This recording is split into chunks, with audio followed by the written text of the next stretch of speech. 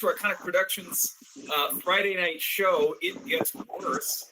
I am Josh, the Dungeon Master and World Builder for our 5th edition, mostly 5th edition D&D campaign. With us tonight is actually the full crew. We have Grace playing Vera, the halfling retired crime boss. We have Jenny playing Talia, the half-elf wizard cleric. Nope. We have Jenny playing Daphne, the full orc warlock Freeman citizen. Apologies. I need to update my script. Nick playing Guth, the Goliath barbarian druid. Beth playing Shoji, the half-elf necromancer. And Mary playing, at this point, I'm really not sure whom. Yeah. Formerly Almanya, the Dragonborn bard, then Liliana, the Dragonborn sorcerer. Actually, halfling, we know now. And it's a mess. I guess when we start, we'll find out. I don't know how Mary's going to roleplay this. It's going to be great. So we're so glad you decided to join us this evening. And we're going to jump right back into where we last left our heroes. When we last left our heroes, they had come to the end of a 24-episode long journey. I think Almanya died in episode 9, and the party set off across the sea to try and find somebody to bring her back. And finally did. They journeyed to the Empire of Vreem, and found a shaman who seems to have connections with the Empire, but is also the shaman of some kind of distant orc tribe. And you indebted yourself, actually, technically you indebted Almanya to the Temple of the Moon Maiden so that Loravis, this shaman, would resurrect Almanya. Loravis took you out into the wilderness, began this ritual, which almost went really badly. There, honestly, like, I was the whole time I'm looking at like charts where it's like, if this happens, branch. If this happens, there were so many horrible outcomes that you could have hit, but you got the best possible outcome. Loravis managed to, with some assistance from Daphne and another orc and Almanya herself, who inspired her, managed to combine the souls of Liliana and Almanya into the same body with, at the moment, unknown future consequences. And the ritual was enough to bring Almanya back.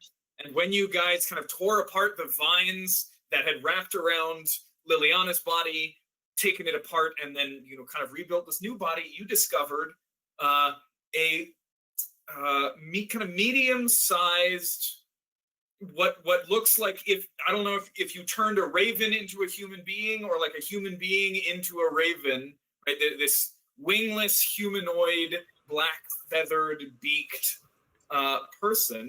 And Mary, you've had a couple of weeks. Tell us what your raven folk person looks like. Oh gosh, I haven't thought about it like at all this, like in the past 2 weeks, I'll be entirely honest. I've been a little busy. I definitely wanted her to have like some colorful feathers to kind of match the ones that Almanya used to like kind of weave into her scales, almost like she found all these ways to like try and put like little baubles and trinkets and feathers. So she used to have these like white and blue feathers that kind of like came off of her neck with like a little bit of green in there. And so I want my raven folk person to have those. So there's a little bit of color like kind of going through. I can't remember, did you say that she had a black beak or a yellow beak? I think you said a black beak, right? Yes. Yeah. So I mean, this beautiful, gleaming, like shiny black beak and all of these like black feathers. But if you look at them in the right light, then they have kind of a royal blue tinge to them. And these just like dark eyes that just kind of stick out of the feathers. So she's just, as she's kind of like looking around and gasping and swearing very loudly, just these little like eyes that are just all over the place. And I guess she isn't wearing anything at this point. I assume not. Like she hasn't quite gotten anything to wear. No. Also, you don't need to. That's true. Your whole body is covered in feathers, and your feet end in crow's feet or raven's feet, essentially. So you don't really need to wear anything. Okay. Yeah, that's kind of what I look like as far as I know, as far as I'm aware. Ruth is jealous. I can own one less thing than Goof. So you're all crowded around, and this creature kind of pops up off this bed of dried vines, and starts swearing. And the first thing that Vera does is smack her. Smack her. I kind of remember that at the end of last time. Like, ow!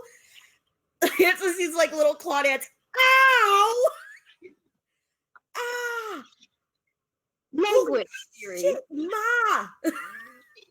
Ah! So you do know me. It's you. Yeah! Ow! Why am I soft? Smacked her, and then I hug her around the middle because medium sized now. I just cling. Like I am like very aware that there is like that I do not feel like myself physically, but I am like clinging on to Ma as tightly as possible. Also like looking at my arms covered in feathers and kind of making like hyperventilation noises of like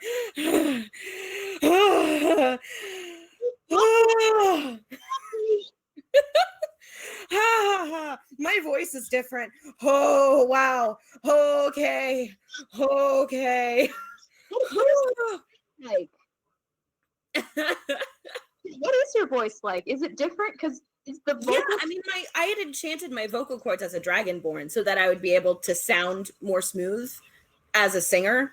But now I don't have that, and that's strange. So there's a very small audience for singers who sound like this. Yeah, I had to get pretty creative as a dragonborn to make sure that, you know. So, Mary. Yes. Instinctively, you kind of know this, right? You're still getting used to this new body, but you instinctively know this. As you hear these voices around you and these noises, you can mimic them perfectly. And your voice can sound exactly like you want it to sound. That is going to be so useful. Oh my goodness. Honestly, as I was looking at like my modified reincarnation spell with all the new races kind of plugged in, I was looking at it and there were like 2 or 3 of 78 options. 2 or 3 were just perfect. And this was one of them. You can sing fantastic. Bass. You can sing bass. You can sing all 4 parts. I can be a true bass for the first time in my entire life. Yeah. Yes. Okay. Okay. I'm here for this. All right. Okay. So does the resurrection bring people back happy? Is that the thing? Like, does the sadness die? She seems really different. What? Who's he? You're big. Oh gosh. So Mary, you have. Thank you. You are Almanya. Yeah. You have all of what Liliana knew, like also crowding into your brain. And that's fun. And it's gonna take a little while, right? It's like a computer like misfiling things. And like eventually you need to run like a defrag program, but like right now, like your memories are sitting right alongside hers, and sometimes hers cut like right into the middle of one of yours. But it's all there, and it's really hard to sort through and keep track of and like call to mind. But like these, right? You know things about Guth, and you know things about Shoji, and you know things about Daphne. So it's kind of messed up, but it's all there somewhere. Okay. Are there going to be moments where like Almanya has a very fond memory of a certain dish, but like Liliana has a really bad memory of a dish. So she takes a bite and she just goes, "Oh, I'm immensely conflicted right now. Strong emotional attachments in different directions. Yeah. Like, Aside from the next two things that I'm going to tell you real quick, Mary, Yeah. everything else is entirely up to you in your role play. Okay.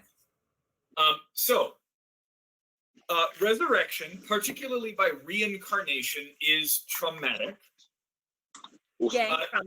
Your constitution modifier, your constitution score is reduced by 5. Okay. Which means your constitution modifier is now at, I think, -3. Oh no, it's just -1. I was saying, I'm only at a 9. Yeah, so it should be at a 9. So it's a -1, but that's 3 less than it was. Right. Which means that your maximum hit points are currently 26. Nice. Okay.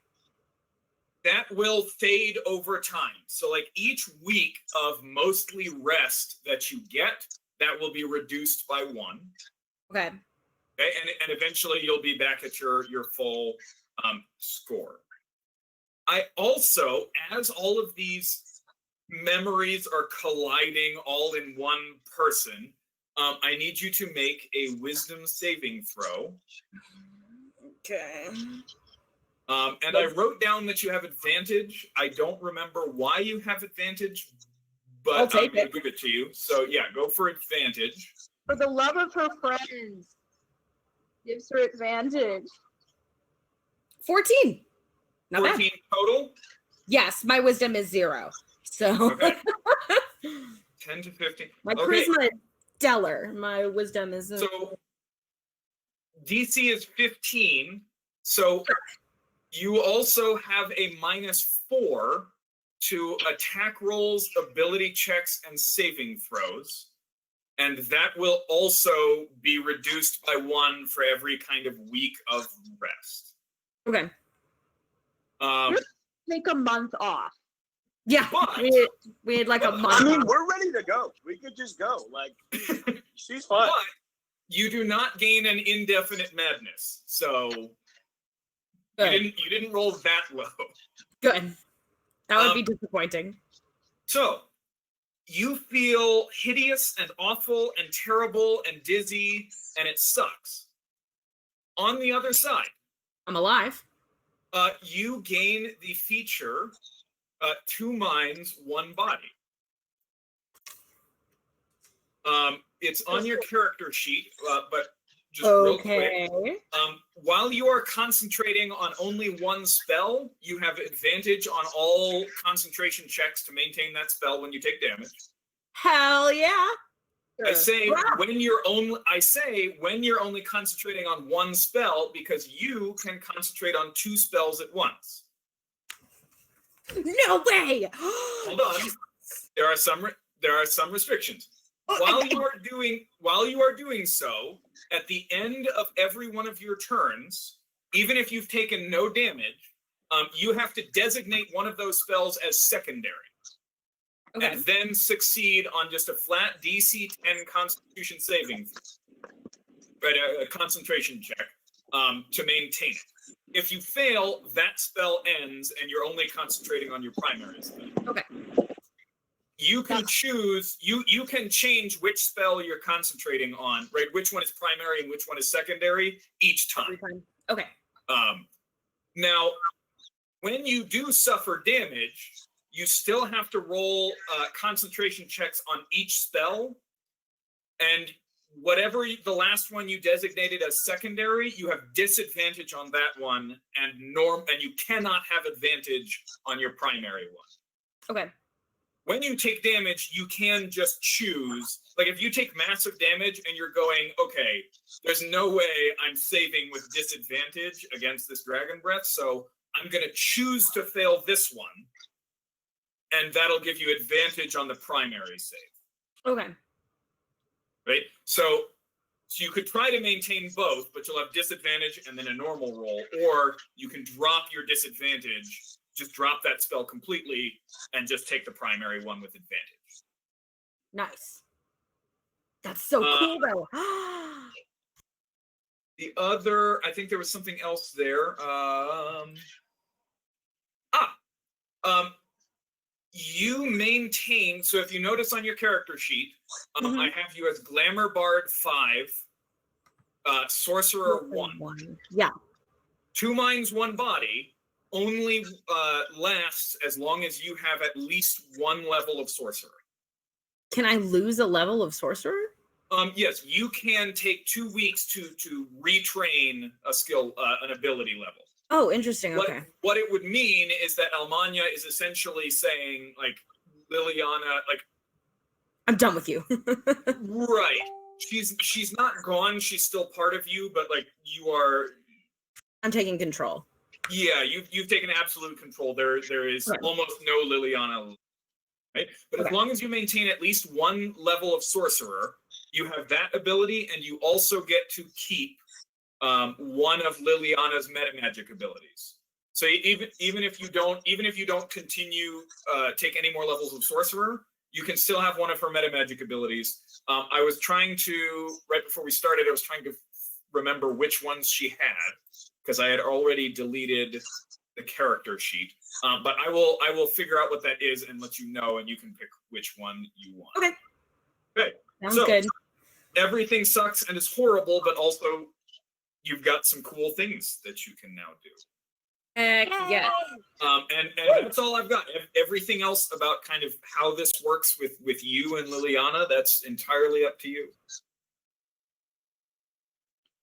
I'm just gonna hold her away, like break the heart and just hold her away like this, and just say, "Are you hungry?"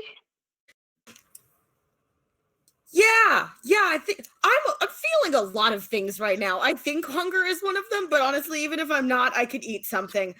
I haven't eaten I mean, part of me hasn't eaten in a long time, but I ate like this morning.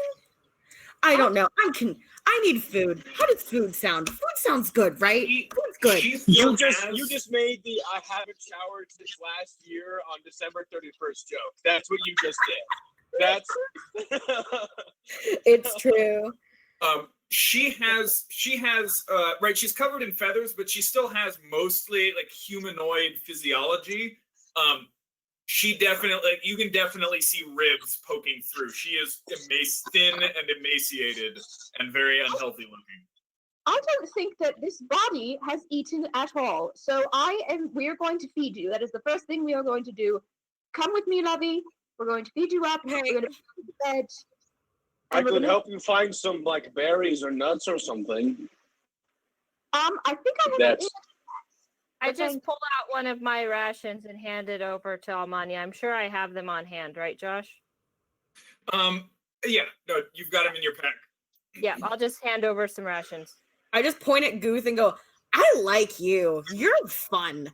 You're really, yeah, I think, yeah, you're fun. Well, I take the rations. Way. It's your birthday, and I'm going to make you something special. But thank you very much, Daphne, for sharing. Of course. Damn, it is my birthday. I was reborn today. Holy hell. I hate you are a baby bird. Birthday celebrations. You're a big baby bird. Yeah, I am a baby bird. I'm a little fledgling. Woo! The things in the wilds tend to eat the peoples that are outside the city, so perhaps we should head back, yeah? Yes. I'm just got like an arm around Almanya, and I'm leading her. I also have a bunch of extra. They are small, so they might only work as a shirt. But I took a bunch of that wizard shirts and made them into dresses for me. I remember that. It sort of Disney character style over Almanya's top. Do you know what I still have? I still have the pieces of chitin, like the shell, the snail shell. I can still make badass armor for myself at some point. Oh, hell yes. Yeah. Yes. I forgot about that. It's in Jeeves. Yeah, no, it's in Jeeves. I think you've still got all of it. Yeah. Yeah. So, yeah. So you'll be a raven, so you'll have iridescent feathers, and then you'll have the pearlescent armor. So you'll just be every like form of the spectrum. Like the It'll I just- will look fabulous. You'll just be very shiny. Just I will look so. And as a bird, shiny thing Honestly, is this very is kind important. of This is kind of Almanya's dream. This is kind of, Because, yeah, this is wild. One, you used to wear feathers, like colorful feathers, because you thought they were cool, and now you have those, like just on your head. Also, Mary, I know that you were worried about this. Yeah.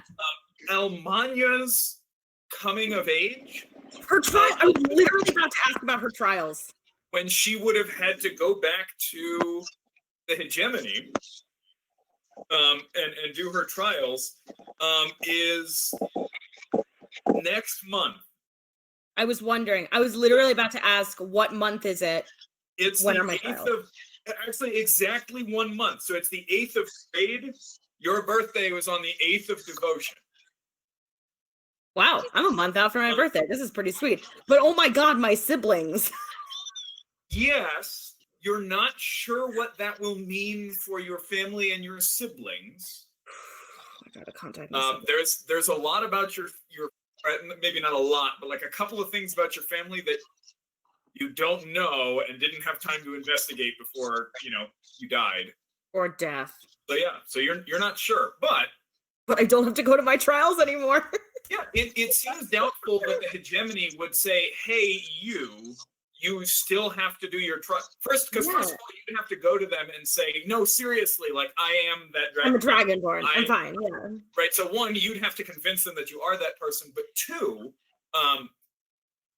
really the only reason that the hegemony demands that Dragonborn return to the hegemony, even if they've tried to scatter and settle elsewhere, Have your tails cut demand off. that they return is because Your tails.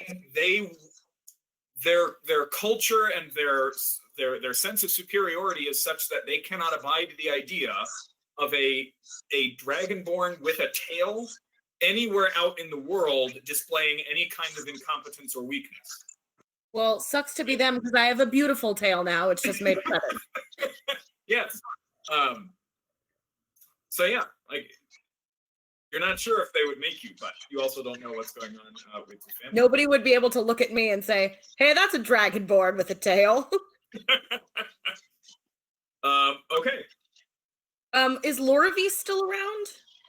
Yeah, she is now like down on one knee, just like lungs heaving, but like getting her breath back, and her kind of orc friend is standing there with her.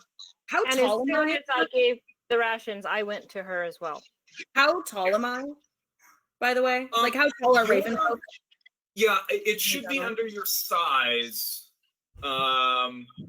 which I didn't put in there. You're a little, I think, shorter than kind of like an average human. So you're probably between 4.5 and 5.5 feet tall. I'm my sister Bridget sized. Oh my gosh, I'm so small. Okay. Yeah, you're a little I'm actually- smaller. Also, You're in the Mary size. percentile. I kind of am my own size. That is hilarious. I definitely know how 5'3" me does things, so that kind of works.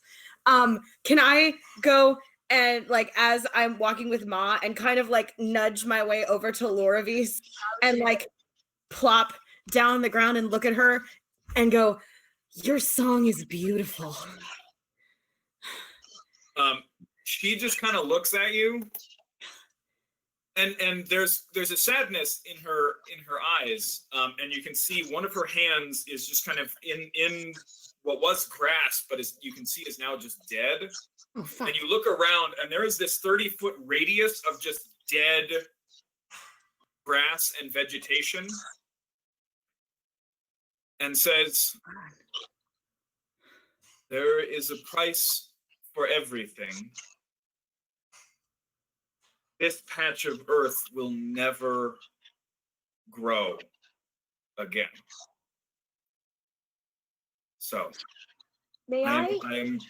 I am glad that you appreciate the sound, but I do not know that I can call the effect beautiful. May I just hold out a hand to her, as in to shake her hand, and I'll say, Shaman Lorvis, this has cost you, and you didn't have to do it. I know there is no Riemann debt between us, but I am in your debt. And call upon me in your hour of need.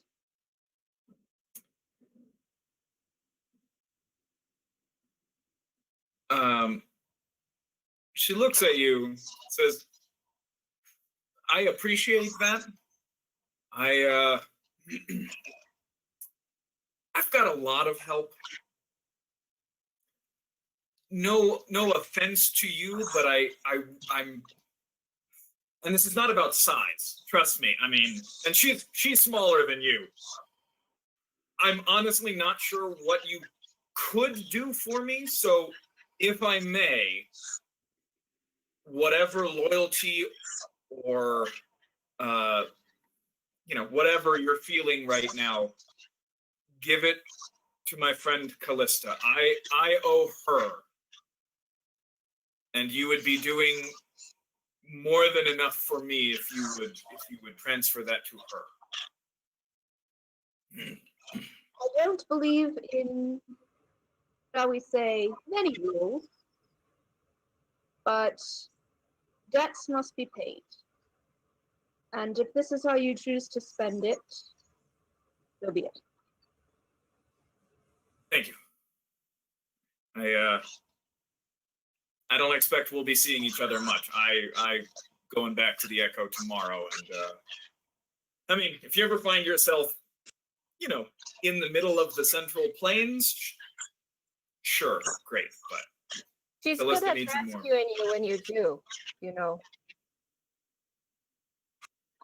Yeah, I mean, I don't know how many strays they're gonna let me bring in, but all right, Daphne, you mentioned critters before. I think it probably would be a good idea to hustle back.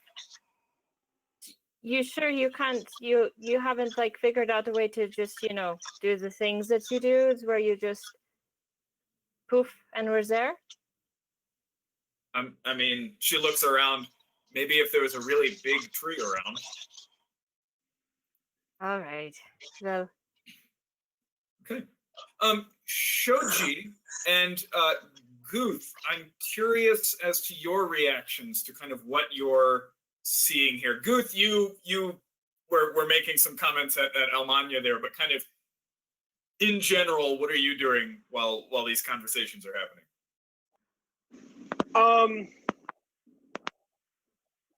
Goo's pretty quiet. He's pretty despondent and all. He doesn't know this person. So it's kind of like, well, I kind of knew that one angry lady before, and now she's a bird who doesn't think like her. So, like anyone would react in that situation. Yes, everybody. You have so much experience. He's very quiet and just he's got pretty hard lines in his face. He's not doing a lot of talking right now. Okay. Some serious things happening in the big old noggin up there. So, all right. And Shoji. Okay, well, at first she would be super quiet, but super intensively watching everything that's going on. She's memorizing this in her head. And afterwards, when she sees a good opportune moment, she's not gonna just burst in on everyone's conversations and reunions and everything. But she definitely wants to have as much of an instructional conversation with Lorvis as she can. How did you do that? What's going on? Tell me everything.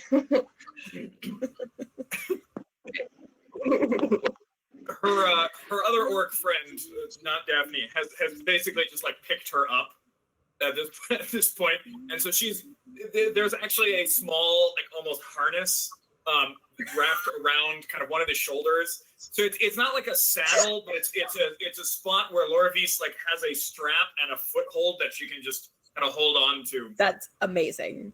I mean, when you're a gnome running with orc tribes, like I love it. That's I don't so care how awesome. fast you are; those tiny little legs are not keeping up. Possibly the greatest thing I've ever heard. That's so fantastic.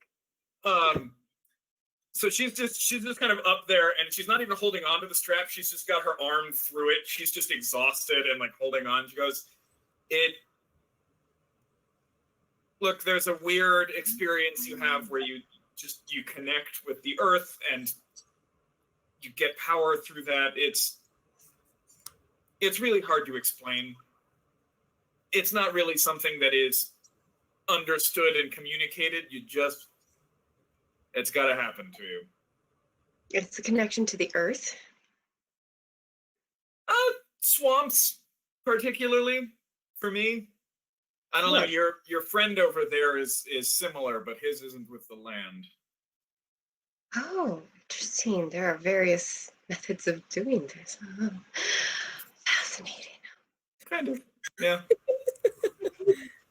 I assume kind of the whole group is walking at this point, kind of as these conversations. Actually, I'm keeping watch. Come on.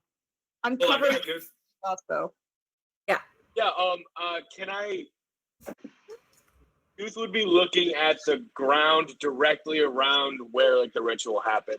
I think that'd be something that I definitely like kind of spaced on, but for sure that would be like while he's being quiet and all of that before, like earlier, he would have just been digging at the ground and like looking at the ground. And just like I don't know, he'll use like mold earth on it.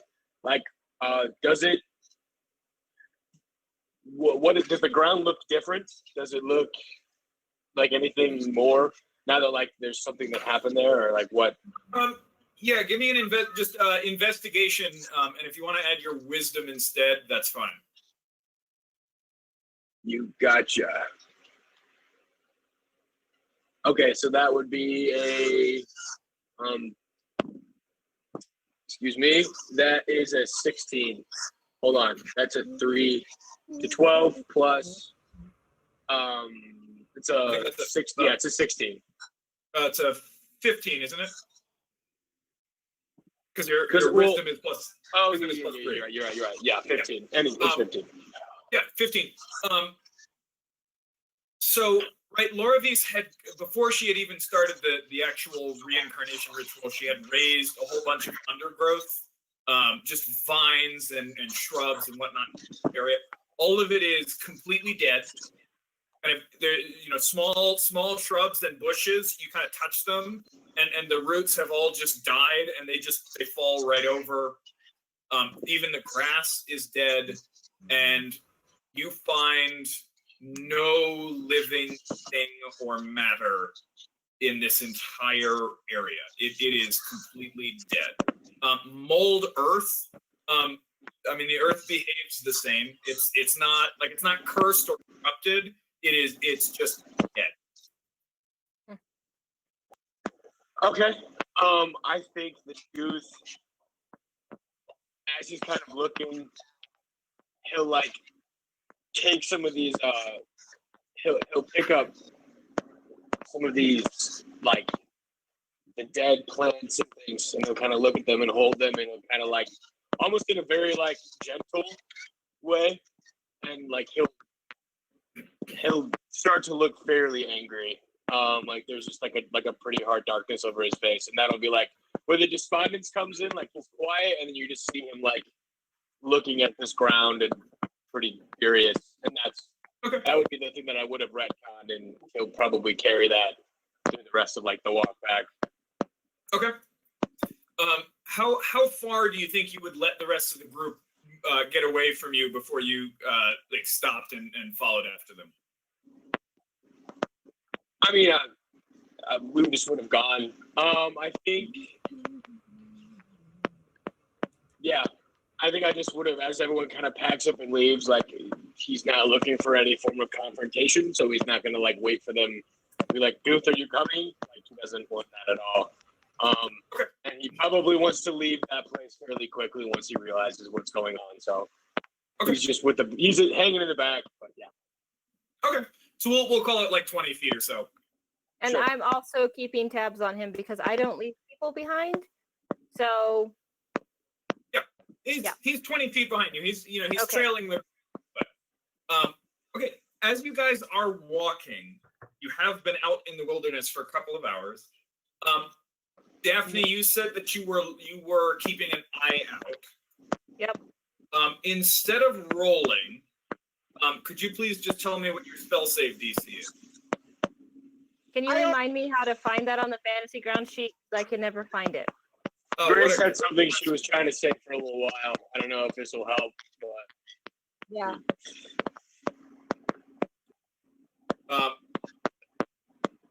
Nick, your mic for It should be some reason 15. is clicking, and I don't know okay. why. Yeah, I got you. I'll take it out. It's fine. Okay. My Josh, I AirPods, think it's 15 because I should have the same modifiers as Talia. 15, okay. Yeah. Oh, cool. All right. Just to Yeah, know, Vera. I was also keeping an eye out, and I had my crossbow out, covering everyone. What is spell save DC is what is 8 plus your wisdom plus your proficiency bonus? 8 plus 6, 14. I think it's 14. Okay. But does because she has expertise in perception, so does she get to double her proficiency bonus on that? This is Okay. not a perception check. Gotcha. As you guys are walking, a bolt of red lightning out of the clear blue sky smashes into the earth about 15 feet away from kind of the main group, perpendicular to kind of your path of travel. And I need everybody except for Vera and Daphne to make Constitution saving throws. And Guth, right? Because I'm 20 feet back. No, Guth as well. Oh, got you. Okay. Cool. Did you say con? Okay. Con saves. Yours is not going to be great. Ew. Mine is a 1, not a natural one, Gosh. a non-natural one. All right, Josh, I have to take a call. I will be right back. Can you roll a save real quick? I don't have to. Oh, that's right. You're good. Cool. Shoji, Almanya, and Vera and Daphne, you're fine. Shoji and Almanya, you are both deafened. Oh, nice. Man, I just got into a new body. What the hell, Josh? The earth just erupts. Earth just goes flying everywhere. And you can just smell kind of burnt grass. Guth and Sho and Almanya, you just immediately nothing.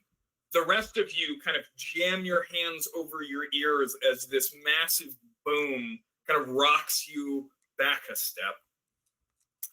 And standing where the lightning landed, you see a dragonborn in full armor with kind of where there would be inlay on kind of like ornate or ceremonial armor are instead those same like insane scrawlings that you saw on the walls of Destin's kind of sanctuary place underneath the palace in Worcestershire that you've seen scrawled on buildings, only it has been inlaid. Like the kind of the insanity and the crazy like smears have actually been inlaid into this armor in some kind of like dark crusted red color.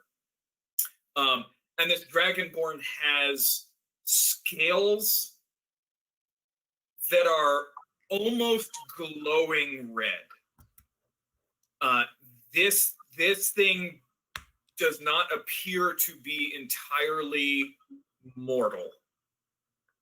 Thanks. I hate it. and it draws this huge jagged sword. And I need everybody except Vera. Actually, there's a limit to how many of these. Hold on. Josh, if you kill my character the same day that you resurrect her, I am turning off this computer. I'm never coming back. I'm sorry. She was resurrected 2 weeks ago. Oh, sorry. If you do it this session after, I am turning off my computer and never coming back. I mean that very seriously. I know. I'm sorry ahead of time. Okay. How many? There it is. 5. So I need can't get Guth. So I need Shoji, Daphne, Vera, and I get 2 more. We'll go with Loravis and her orc friend, all to make dexterity saving throws, and then we're gonna roll initiative here.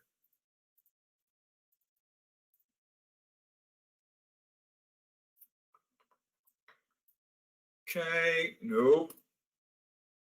And yes, okay, cool. I'm sorry, I forgot my the disadvantage is still on my dex. No, I fixed it. No, but just rolled it. But I just rolled disadvantage. No, I was I'll trying just to things.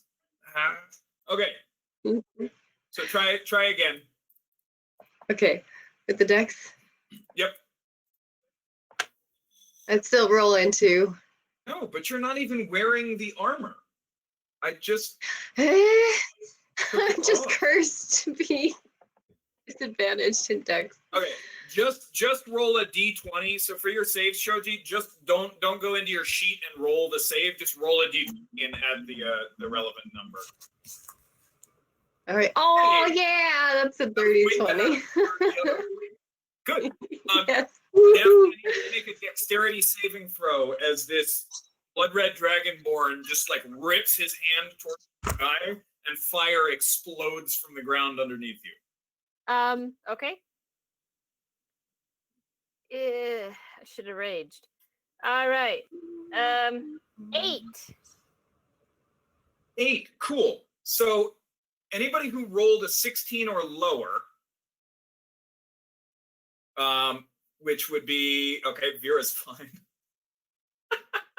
Shoji's fine.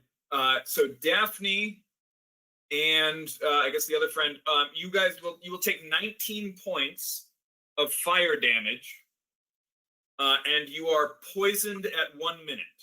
Sorry, for 1 minute. And at the end of each of your turns, you can try the saving throw again. Can I use my reaction on that, Josh? Or no, I have to be raging to do that. Never mind. Yeah. I knew I should have raged. Damn it. Actually, because you and Vera are not surprised, something kind of like the hackles, the hair on the back of your neck like stood up right before this happened, so you kind of knew just in time. So you can react on this same turn. So let's do this. Everybody roll initiative. Quick question: if we saved on that, do we take any damage or half? No, if you saved, you take none. This one doesn't have it. Okay. Ooh. Finally getting my initiative. Good. Do barbarians get advantage? I've seen this before. Do they get advantage on initiative or no? Barbarians do, I think. Yeah. Not on initiative, on dexterity saves. It's okay. I Yeah. thought You it have was feature initiative. sense. You don't get initiative. Okay. Not until you're super high level. Cool. So the lowest roll on your side was a 10, and he rolled a 9 plus 0. So, Daphne, you can rage before you get hit by this. Have the 19 to 9. Thank you. And Well, then you both. yeah. So that No, was I his don't. action.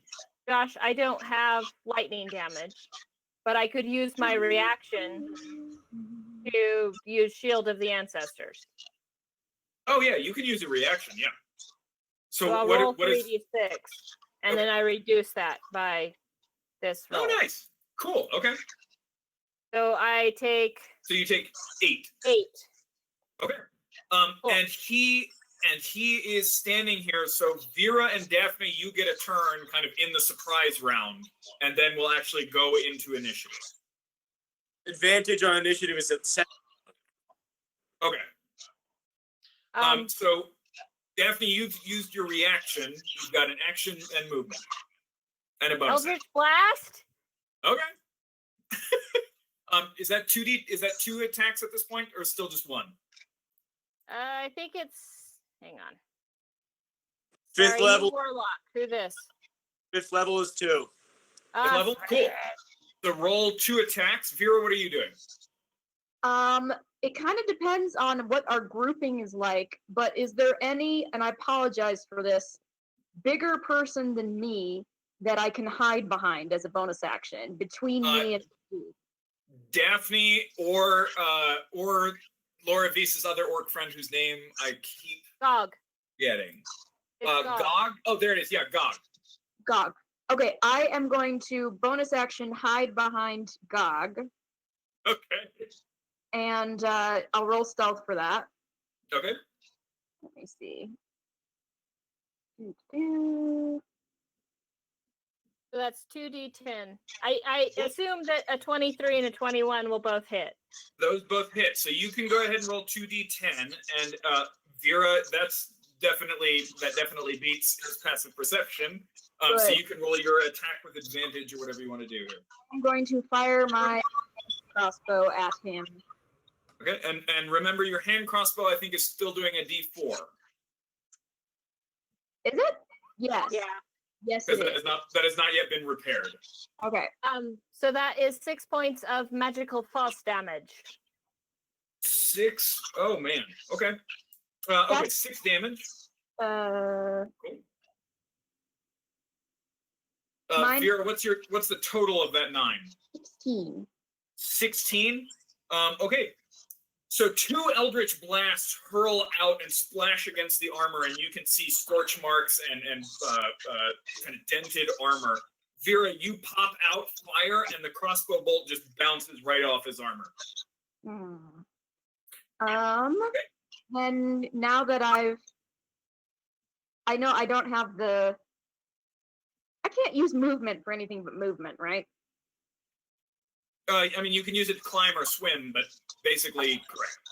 I'll duck back behind this orc friend, even though I know I'm not hidden anymore. Okay. Good. That'll put us in initiative. You all rolled higher than he does because he sucks. So, Guth and Almanya, you guys tied for initiative, so you guys are welcome to go. I'll go Almanya, first. you ready? Yeah. Go for it. I want to use my bonus action for Mantle of Inspiration, where I give myself a wondrous appearance and everybody gets temporary hit points. What does your new wondrous appearance look like?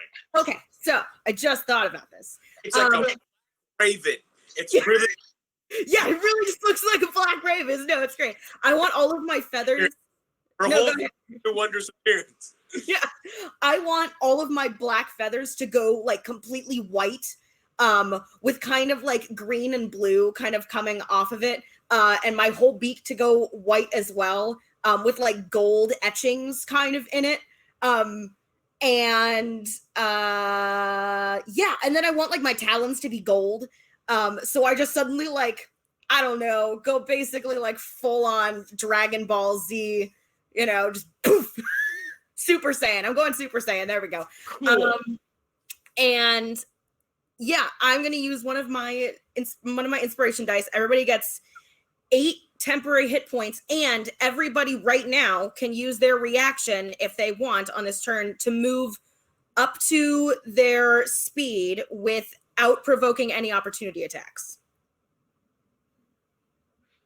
Why they should get 5. Oh, 8. No, I'm at 5th level. So Got it it, changes I to 8. Sorry, It said I got really something excited. your charisma modifier, but that's the number of people That's you the number of people. Yeah. So you can only hit 4. I want it to be, who do I want? Yeah, you definitely want Vera. Yeah, I want Vera. I want Lorvis. I want Guth, and I want Daphne. Okay. So all y'all okay. get 8 temporary hit points. You guys see Almanya just start radiating this light.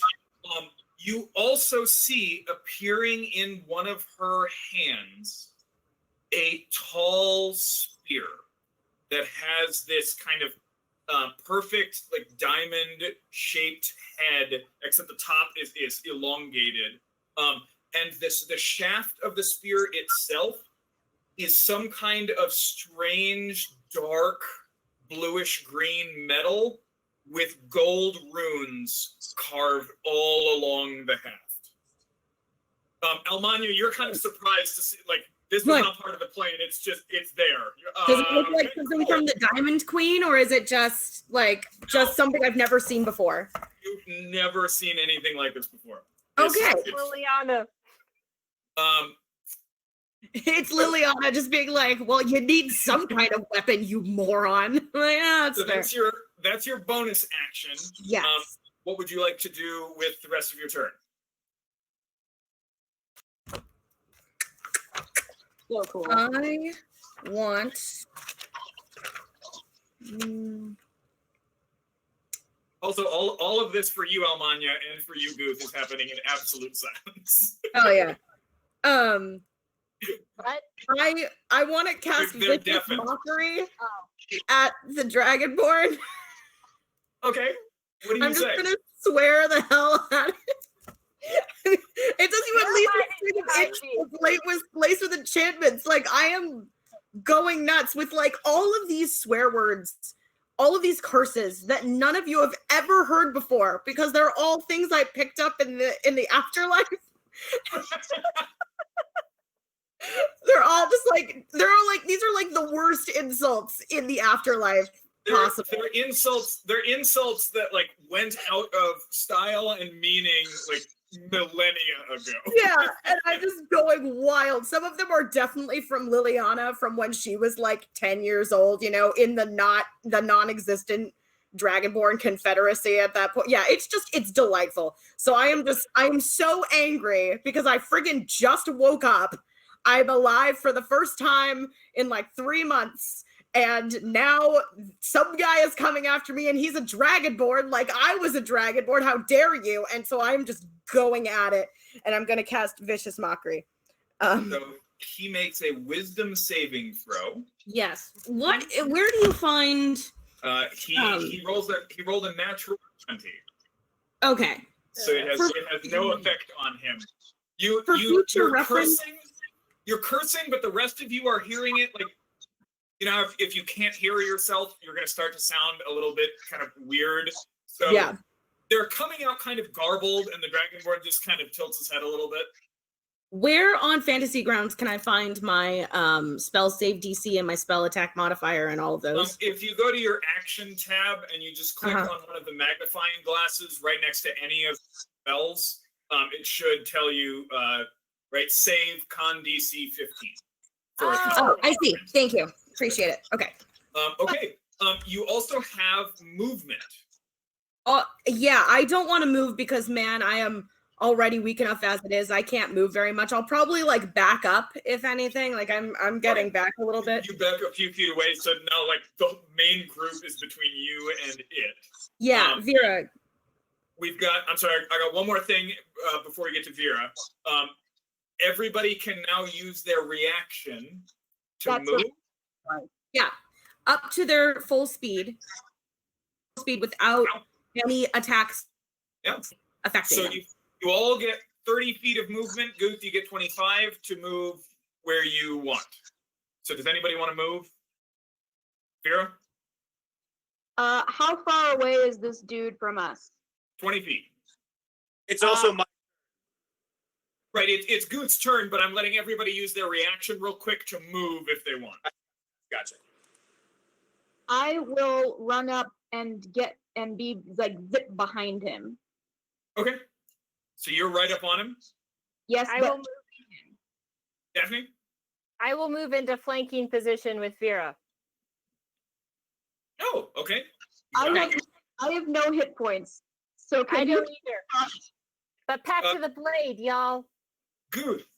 Do you want to use And your lower reaction to temporary move? hit points. I'll just step in front of Almanya and just shield behind her. I'll just be the meat wall in front of her. Am I within 30 feet of him? I do that. I would say, yeah, standing right in front of Almanya, you're basically at 30 feet. Because I'll say Almanya, you probably took about 10 feet back. So you're basically, about 30 feet away. Yeah, I'll do that. Okay. And now it's your turn. Okay, so as I do that, to use my reaction to run in front, as I kind of sidestep past her, I'll just hitch up one knee and just throw a screwball produce flame at this guy. It's as I run past, I'll just whip a produce flame at him. Okay, that'll be a Ooh. 23. Nice. 23. Yeah, 23 will hit. And I forgot, you guys see Gog reaches back and grabs Loravis off the strap, tucks her almost into a football carry, and books it for the city. No. Well, okay. Okay, That's fair. damage. Does it look like it does 9 points of damage? Okay. And that's fire? Yep. Okay. Splashes harmlessly off. Harmlessly. Okay, that's important because my next move.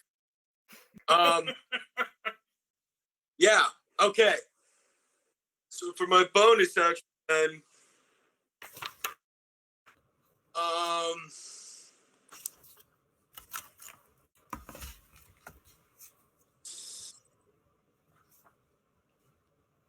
harmlessly. It did no damage, Nick. Okay. Well, It's a red dragonborn. they're resistant. I don't know if they're immune to it, but for him, that was important because my next move will not. I won't do that then. Okay. I'll just rage then. There we go. Okay, you rage. Okay. Vera, it is now your turn. You are right in front of this guy. Did Sho get a turn? Shoji is way down in initiative. Oh, okay. Oh, this is normal. Yeah, I keep forgetting I haven't actually had my normal turn in this combat yet. Okay. I will signature move this dude.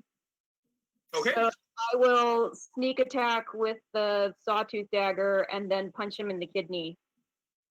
Oh, you're using the dagger. Okay. Yeah. Because Okay. I'm right up on it now. Okay. So here's the hit with the dagger. Add 6. Add 7, Okay. so just 1. Oh, add 7. Okay, yeah. Initially, the sawtooth dagger just grinds over the metal and makes this hideous, but then it kind of cuts into a joint. Cool. And then go ahead and roll the unarmed attack. Let me do that. Move that. This will be +7, which will hit again, I think. All right. Yeah. And then Okay. you kind of crack him right in the stomach. So go ahead and roll. What is that? 2d4 plus 1d6? No, It's 3d4. Your fist does a d4. So yeah, I'll just do the dagger for now. This is normal dagger. This will be +4. okay. So 7. Here's the sneak attack. Ooh, it sucks. And then here's the unarmed. This will be +4 again. Man, all my damage rolls suck. Okay. 15 points of damage combined with kind of the dagger and then slamming your fist into him. Okay. Did you want to stay there or move? I will foolishly stay here. Cool. Daphne, you're up. Yeah, I gonna stop him with the short sword. Cool. Go for it. You have advantage because you're flanking with Vera. Right. Do either of you two speak Draconic? Vera, you do. I mean, I don't think I. oh, okay. I was gonna say I speak Yeah, Draconic, but Just the ones that are up on him, and you're also deaf, so you wouldn't be able to hear it anyway. that is fair. Good point. I am deaf. Daphne, 10 is not going to hit. I didn't think so. You pull it back and slam it down on his armor, and it bounces off a little bit, and your hands are ringing. Well, with my bonus action, I'll cast Lightning Orb about 20 feet behind me. Okay. What does that do? It just creates a little ball of lightning, and I can use it as a point of origin if I'm casting a that's right. lightning Okay. spell. Okay. And you're putting it, you said 20 feet behind you? Yeah. Okay. Cool. That is Daphne's turn. Shoji. Oh, I'm sorry. Yeah, Vera. Daphne, I'm sorry, here. I'm new warlock. I forgot what I was doing. I only have 2 spell slots. I'm not going to do that. Okay. Yeah, spell slots are a problem. So, Daphne, you hear kind of this guttural draconic, but you don't understand it. Vera, you hear the target is found. She has returned. And it is Shoji's turn. Am I being let down by like the Dragonborn Mafia? Because like, man, It's gotta be Loravies because she's returned to the city, right? also, Okay. She's isn't with us anymore now. She's running. Very smart. I might follow. Can I cast Shatter in a way that won't injure my party members? No. I mean, you can. It's just also not going to hit the Dragonborn. Okay. Then I would like to cast Inflict Wounds at level 2. Okay, so you run up and cast that. Yeah. Okay. And do I roll cast or attack? For this spell, it's basically the same thing. So it's a D20 plus your spellcasting ability mod. So I think it's a D20 plus 7, whatever your charisma modifier plus 3 is. Does she Okay. get advantage from flanking? She does not, so it's a straight roll. It's a melee spell. It does. She gets advantage. She does. Yay! It does say melee spell attack. Because it's flanking. It's like a melee attack. Now, Shoji is not flanking with anybody. Daphne and Vera are flanking. Shoji is not, so it's a straight roll. Oh, Inflict okay. wounds. Do I have to wait for inflict wounds? Do I have to be up on the person, yes, right? It's a melee spell attack. You have to. So that's not. So you run up and cast it, and his armor just absorbs it. Wow. Okay. Okay, so you've got 10 more feet of movement and a bonus action. I'm a stay put. Okay, cool. That brings it to his turn. Vera's the only person who's actually really done damage. Although Daphne hit him with the bolt, so I'm bigger and bonus scarier. And in front. bonus action. The Vera he switches to a language that you don't understand, and his sword becomes wreathed in blackness that is like spun through with dark red tendrils. Can I try to counterspell that? It is not a spell. Okay. If he looks like he's gonna shoot a spell, can I counter attack? So actually, here we go, real quick. Shoji, go ahead and just give me a D20 and add your intelligence modifier. Okay. Intelligence. Yeah, that's 16. No, that's fine. If you had rolled low, I would have made you mark off the counterspell slot because you wouldn't know. But yeah, with a 16 plus your intelligence modifier, you can tell this is not actually like an arcane spell that can be counterspell. This is something else. And so his sword is now wreathed in this dark power. 1 attack against Daphne, and then 2 against Vera. So first one against Daphne. Does a 14 hit your armor class? No, it does not. Cool. And then 2 against Vera. He's got to beat a 17. Cool. Wow. That is truly astounding. So another 14 and then a 17. So one of these will hit. So Vera, you will take 10 plus 4 plus you will take 31. No, she won't. You will take 36 points of combined slashing and fire damage. Cool. Except you can reduce that by 8 because I'm going to use my reaction and send my ancestral shield after her. You used your reaction. Oh, that was during the surprise round. That was during the surprise round. Good. Okay. Yep. So you take 36 minus 8. So you take 28 points of combined slashing and fire damage as he just spins and slams it into you. And you block it with the sawtooth blade, but it slams you back a couple of steps, cuts into kind of your shoulder there, and just burns. Could you repeat that number? You cut out right as you said it. 28. Okay. So you only take 20 because 8 of those. Only 20 because of the temporary hit points. Nice. Yeah, I'm trying to figure out how Fantasy Grounds does this, but I think it's that. Okay. Yeah. Okay. And that was his bonus action, his action. Cool. Yeah, that'll work. Top of the round. Guth and Almanya, which one of you would like to go first? Guth, you can go first this time. I'm still planning. Okay.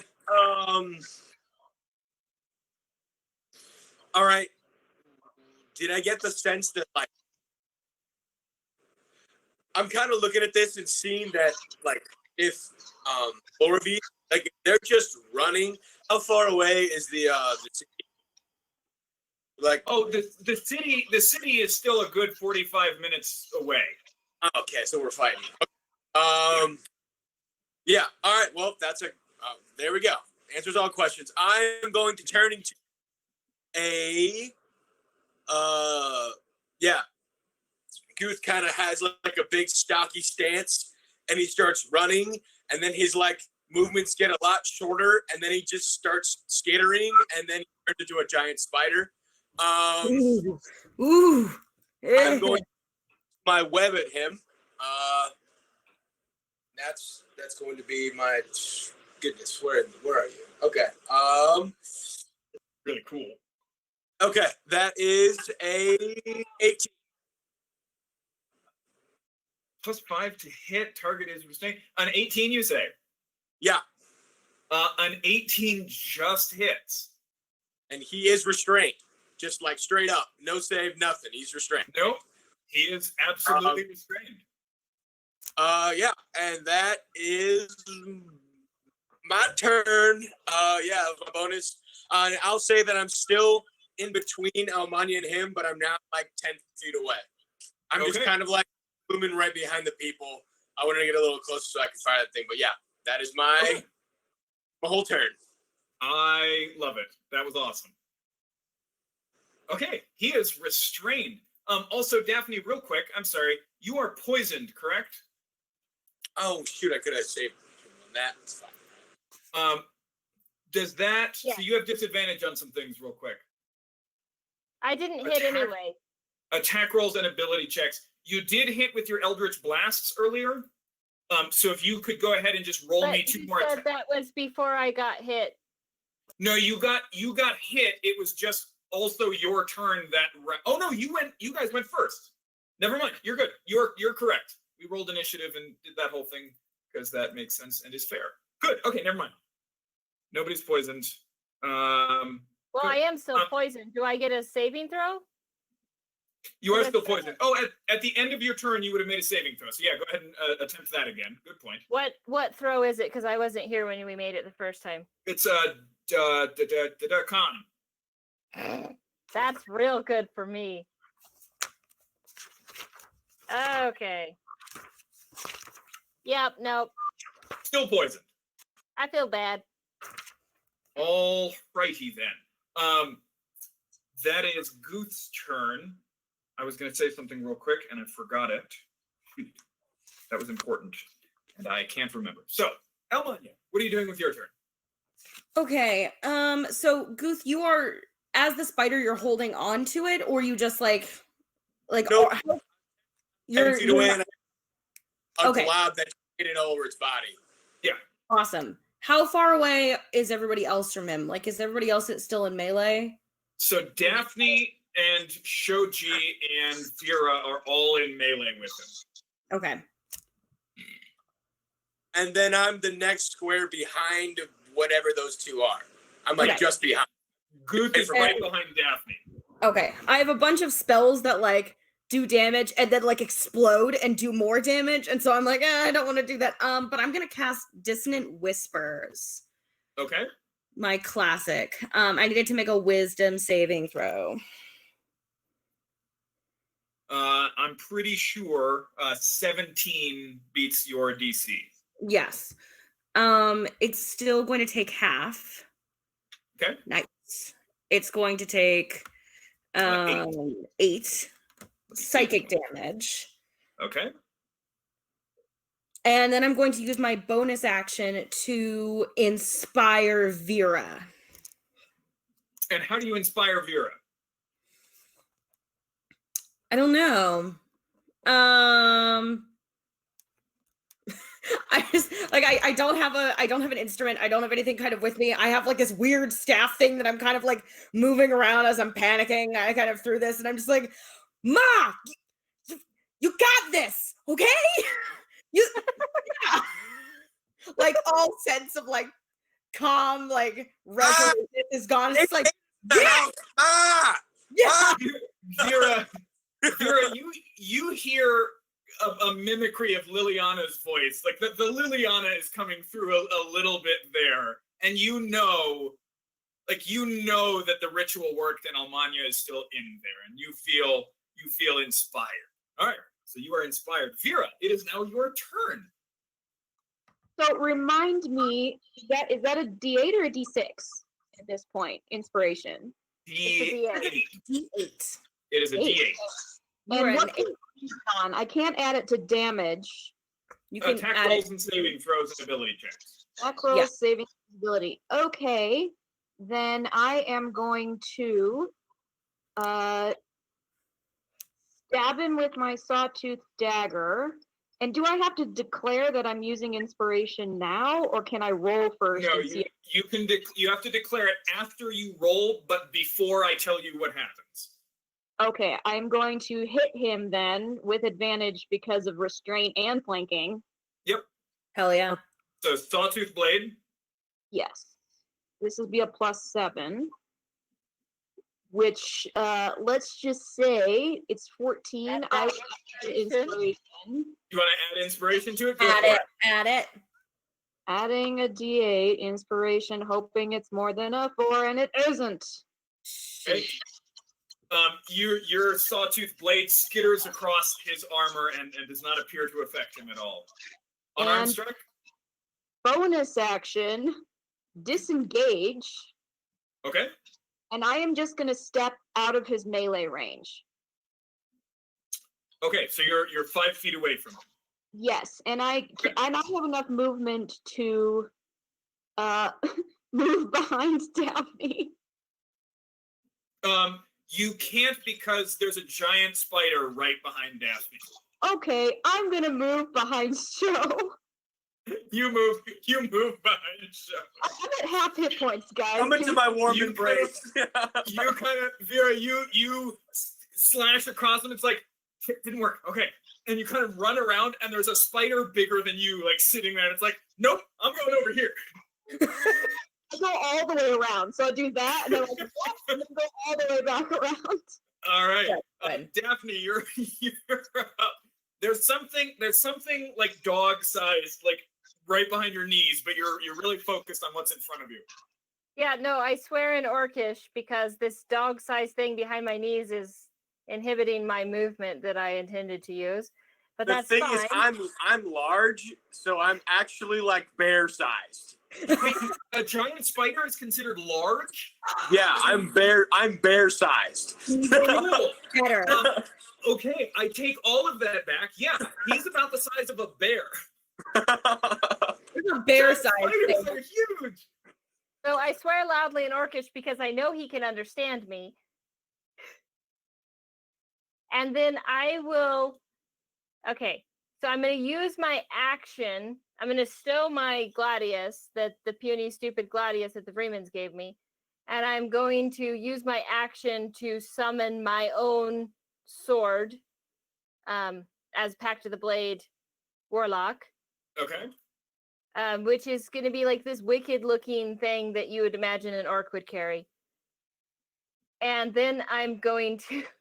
I assume like scimitar-ish or Yeah, with, kind like, of curved blade and barb. notched and like all rusty and gross looking. nice. Do you want to have it look like you're almost like you're holding two? Like out of the Yeah. corner of your eye, it looks like you've got like two in your hand. Yeah, totally. Nice. And then I'm going to, because if I don't attack or take damage this round, I lose my rage. So Attack. I'm going to back up from the stupid giant spider. Like I'm going to skirt around where I can.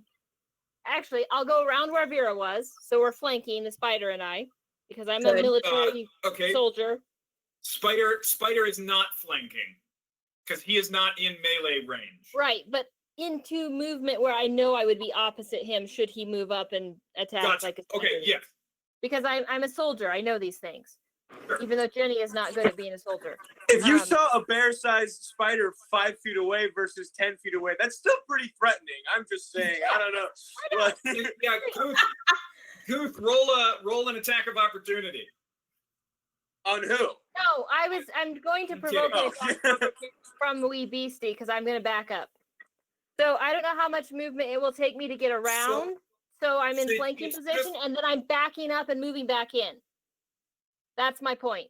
Is I'm going to back up so that he takes a swing at me, and then I'm going to move back up where I'm in his face again. So I'm ready to attack next turn. I see. So you are actually trying to bait the attack. Yes. Okay. Oh, okay. Because I was like, no, you can totally do this without getting a swing at you, but you're trying to keep the range. Yeah. Why don't that's you just just hit yourself in the face? Just do because I'm gonna something. use it to my advantage because I'm a Freeman soldier. Damn it! Hell yeah. You Oh, jump Freeman. up All right. All right, he's going to take an attack with disadvantage because he is restrained. He takes his sword and it's like webs holding it to his body, and he takes a swing at you. Does an 18 hit. Yes, it does. Rude. All until the start of its next turn. So this will still do. So you will take. Oh God. Have the slashing for me before you give me the rest of the stupid stuff. Yeah, I'm keeping it separate. So you'll take 15 slashing, halved to 7. Okay. And then you will take 13 points of fire damage. Ooh. Do I have any? Oh, I'm sorry. I'm sorry. 3 points of fire damage and then 10 points of necrotic damage. Okay. It doesn't matter. Slashing's the For only you, thing it doesn't matter. Okay. Okay. I don't have any temporary hit points left, and I'm looking real bad because my warlock is weaker than my wizard, folks. Yeah. I remember emailing you and just being like, you realize you have a +0 con mod, right? Like, Yep. I'm just pointing. Yeah. I'm like, All I right. want some mental stats, damn it. Con had to go. All right. That brings us to Shoji. So you ran up, you cast the spell. It didn't seem to do anything. It wasn't strong enough to pierce his defenses. Vera is currently hiding behind you. There's a giant ass spider right. Daphne is looking super hurt to your left, and then right in front of you is this giant dragonborn that is not entirely mortal. We are going to die for sure. Can I try the same attack at a level 2? You absolutely can. Mark off the spell slot and roll a melee spell attack with advantage because he is restrained. Yay! He really Okay. doesn't like the fact that he's restrained. Oh, I'm sure he hates it. Oh. I'm sorry, I forgot that on Gog's turn, as she's running, you hear Laura V's going, "No, you idiot! No, put me down! Are you kidding me?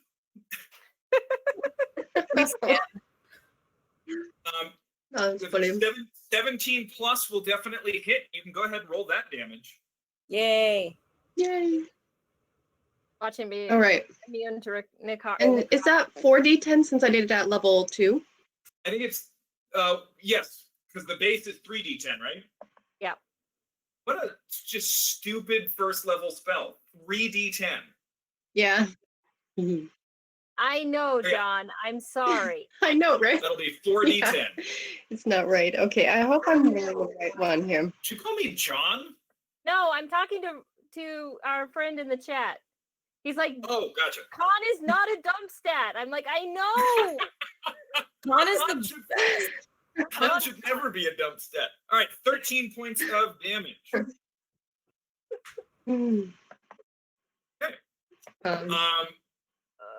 Good. This time you kind of find exposed that kind of black and rot away. You want anything else? Josh, We something's didn't going on with your mic. Something happened to your mic.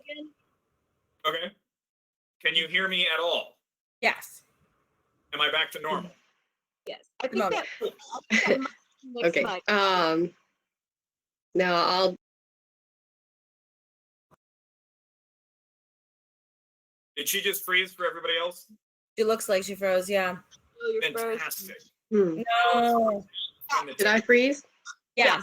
Oh no. Shoji's back. Yeah, I can't. Oh no. We can hear you again. Okay. Let's see. You've got a bonus Okay. action and movement.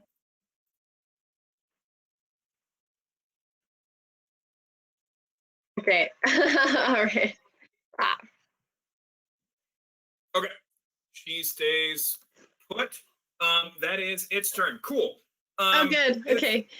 It's gonna Yay. continue. Yeah, I'll just stay there because if I leave, I'm gonna have an attack of opportunity. He didn't already use it, did he? He did. He did. He has, in fact. So you could actually move out of his range, and unless he's got 2, and there are creatures that have that, you can move.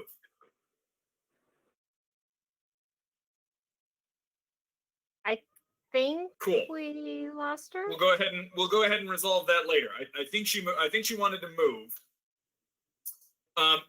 He is going to bonus action cast Branding Smite, so that you see the darkness and red around his sword.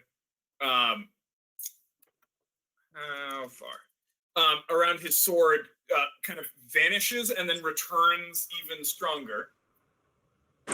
Do you want to ask Sho if she wants to counterspell that? Because she's not in right now. She did say she wanted to counterspell spells. She tried to do it the first time when his sword went red. She did say that she was going to, so sure, she can counter that. But then kind of and just breathes out a cone of fire, which hopefully gets rid of the webbing. It is vulnerable to fire, and it has 5 hit points. So yeah, I would say yeah. I'd say yeah. Probably going to go away. So the thing is, he would have to point it at his own body, though. So, well, it's a 15-foot cone, so it's not difficult to breathe down, and it's still going to hit. Sure. Everybody at least in melee. So I would like Vera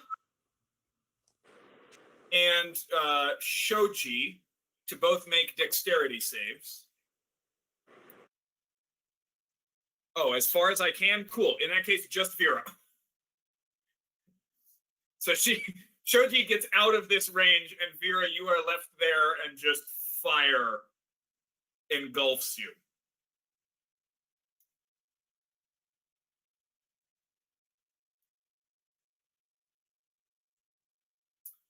Okay. Nice. 22 definitely saved. I only so have you 20 hit points. You only have 1 hit point? 20. Oh, 20. That's fine. You're going to take half of 15, so you'll take 7 points of fire damage. And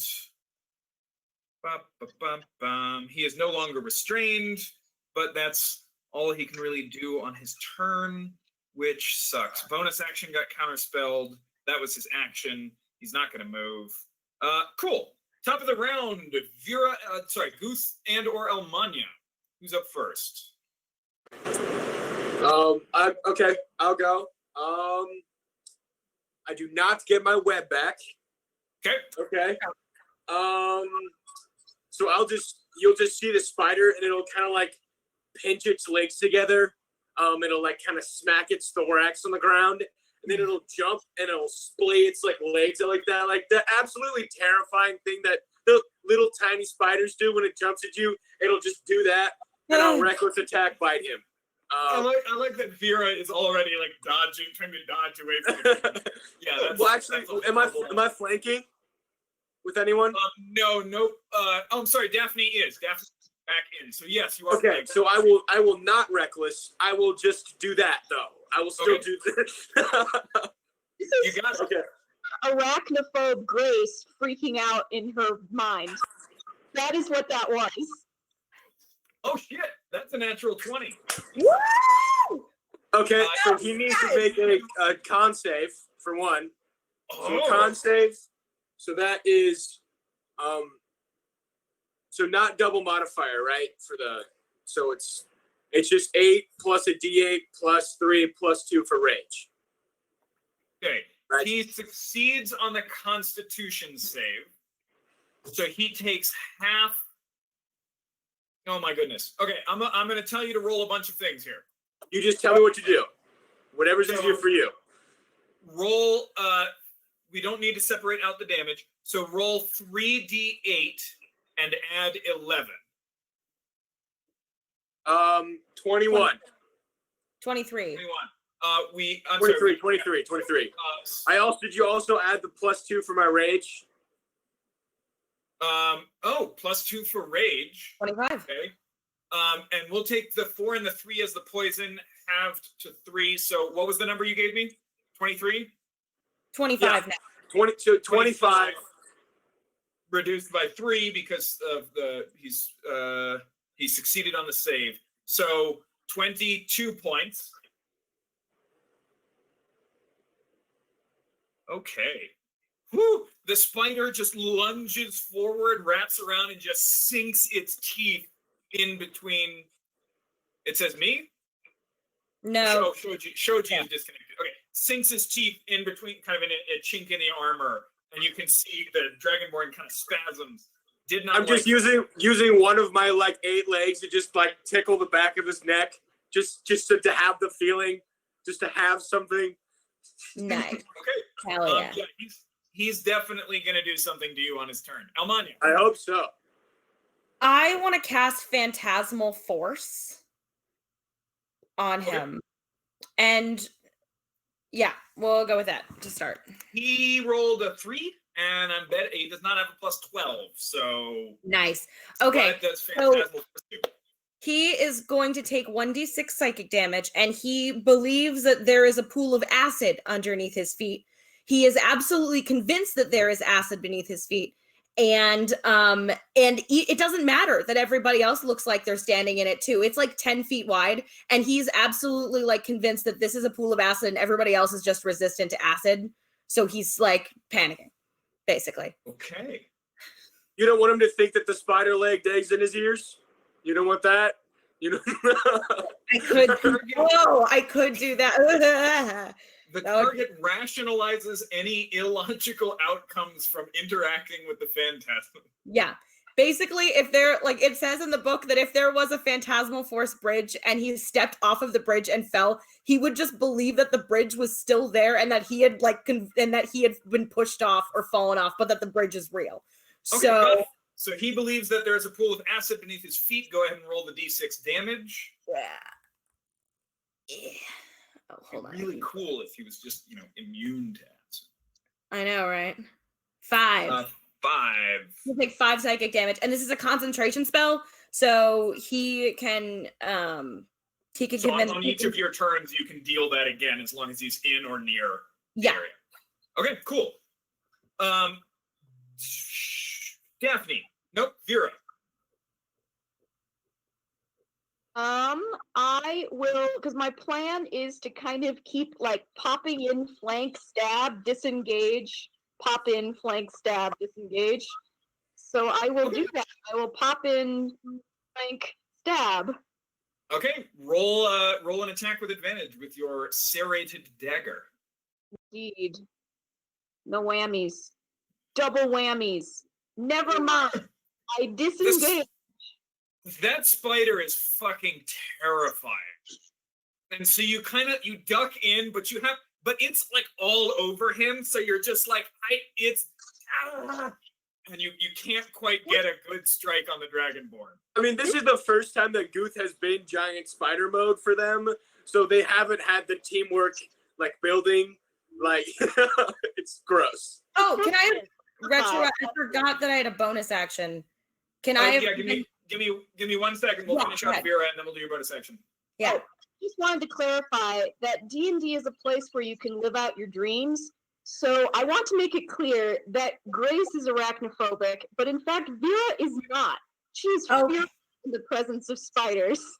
So You can live out your dreams, but I am your nightmare. Yeah.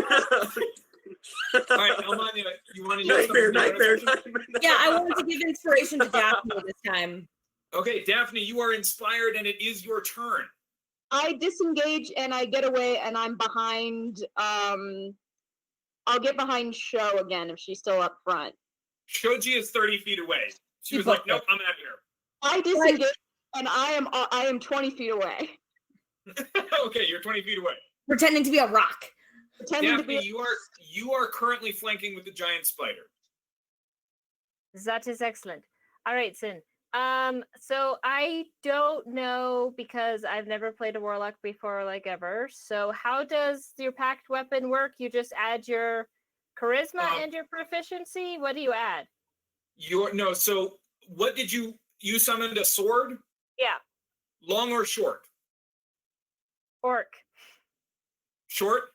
So it rolls as normal. So it's a D20 plus your proficiency bonus plus your strength or dex, because short swords are verse. Okay, so if I just roll the attack that I would normally roll with my gladius, then that's what I do. Okay. Yep. With advantage.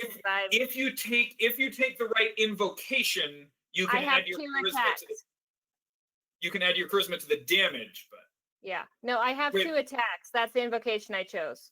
Oh, you've got Thirsting Blade? Yep. Nice. So 2 attacks. So there's my first one with advantage. Falls. Okay. It clatters against his armor. This guy is pretty heavily defended. But I am inspired, so I'm going to roll the second one and see what happens. Okay. Oh. Okay, but I forgot to roll that one with advantage. That was a 23. But I'm going to roll another one because I had advantage, so I'm going to see if I get the 20. Yep. Close. 18. Close. Okay, definitely hits. Roll a d6 and add your dexterity or strength modifier. Okay. 4. Do I get to add a bonus for rage? Hang on. Yes. So, what is that? Is it any melee attack or specifically strength melee attacks? I don't. For what? For reckless or just rage? No, just strength. It has to be using strength. So no, you do not get the rage bonus. Well, I could have used strength and I would have still hit. But you declared dexterity.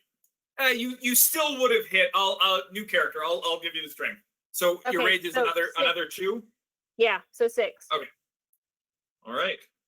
You have done. Whoops! I need to add the damage, not subtract. And it's magical because my packed weapon counts as magical. Yep. Oh yeah. Okay. Shoji. I don't know if you can hear or interact at all. Fantastic. She says if the guy goes to cast a spell, I'm going to try to counterspell. I saw that. But this is a new turn. Okay.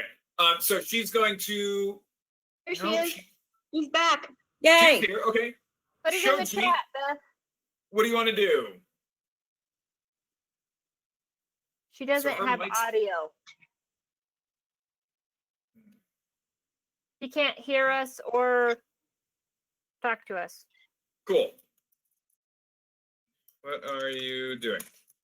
Okay, so she's going to do something on her turn, and while she's typing that in the chat, it's going to take its turn. Cool.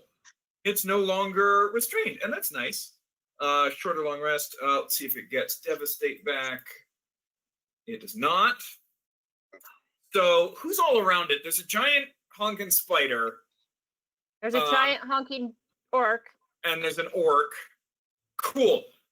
He is going to just unload on the spider. Hit me. Yeah. Yeah, we're gonna do that. So 3 attacks. Can he get advantage? That'd be really cool. No. Nothing for him to get advantage. So 3 attacks. No advantage for you. Pretty sure what's the giant spider is a 14. 14. Oh. Just misses with 1, but the other 2 definitely hit. So you're Got gonna it. take. Did you have a rage? Yep. You did. Okay. So you're gonna take half of a bunch of damage, and it doesn't matter because you take half of everything. So you will take 20 halved to 10 damage. That is. Hey, I took 2 points of damage because I had 8 temporary hit points. I took 2 points. I took 2 All damage from that. Cool. Top of the round, Goose and Almanya. Which one of you guys wants to go?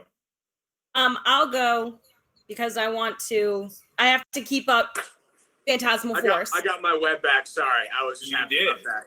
Yeah. Almanya, I what do you got- want to do? So I'm keeping concentration on Phantasmal Force and convincing it that there's an acid pool, and then I want to use my inspiration this time to inspire Goose. Yeah, did that Inspiration pool to- affect his attacks at all? Like, It did does he not. try to move? Nothing. He just was like, "I'm a burn." Like, Oh, yeah, No, he it does a little bit of damage, and then It takes convinces him D6. that thing exists. At the moment, he seems content to just eat the damage. Like the acid pool is there, and he doesn't like it, but he's not at a point where he's gonna avoid it. he yet. also doesn't like the spider. Fair. Yeah. No. He No also worries. doesn't like I the spider. understood. Yeah. He takes 1 point of psychic damage, Got his ass. and I want to give Goose inspiration for this round. Or of my son. All right, Guth, you have an inspiration die. Nice. You guys have done 76 damage so far. Not bad. So just put chill touch into the chat. Okay, go ahead. Go ahead and roll chill touch attack. Okay. Guth. I'm sorry, Almanya, did you want to do anything else? Nope, keeping Phantasmal Force and inspiring is what I'm gonna do. Guth, you're up. Sorry, I spilled. Give me 1 sec. Okay. Yeah, I'm going to jump off of him. He may hit me. Okay. He is going to try and hit you. He rolls a 13, which just misses your armor. Ah! I have not rolled, I think, above like a 13 this entire battle, and he's rolled a No, lot you of hit me d20s. once. You smacked us both pretty hard. No. I mean, on the die. He's got a big plus, but not enough. All right, Guth, you dance away from him in your nasty spider way. As I jump off him, I'm going to keep running, and then I'll just fart out a web at him. And I'm going to hit him with my... Well, I'll look over him, at least 4 of the spider eyes look back, and then he shoots him with a web fart. All right. Just Roll to... that attack. Aha! He is restrained. Wow. All right. That's Yeah, he is yeah, restrained that's it. again. So it's- Hey, Okay, I'll Josh. turn back and look at him, and then I'll just like shimmy a little bit at him. So I'll re-engage, but I'm just gonna shimmy at him and just stand. Yeah. So okay. All right. Spiders are Cool. dicks. Hey, Josh. Yeah. It doesn't matter because I would have still hit, like, but I should have been with disadvantage because I'm poisoned. Can I make another save? So my first attack missed, and my second attack I rolled twice, and my first one was lower and still hit anyway. Okay. Good. Thank you for letting me know. Yeah. Can I roll save? Yes, I believe this is with disadvantage though. Just a reminder, though, you still do have inspiration because you didn't use your inspiration die last time.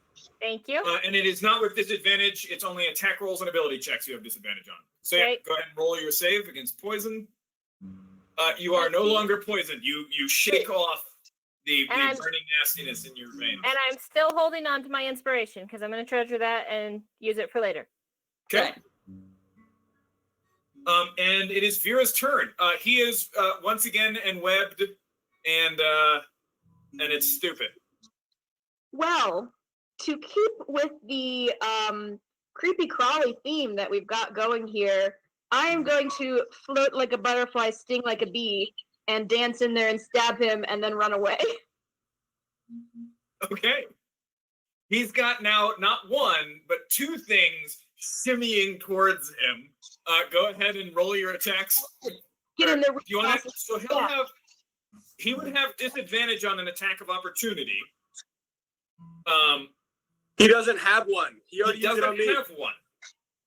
He does not have one because he took one against the spider. So Vera, you can get in and take both your attacks and then get out for free if you want.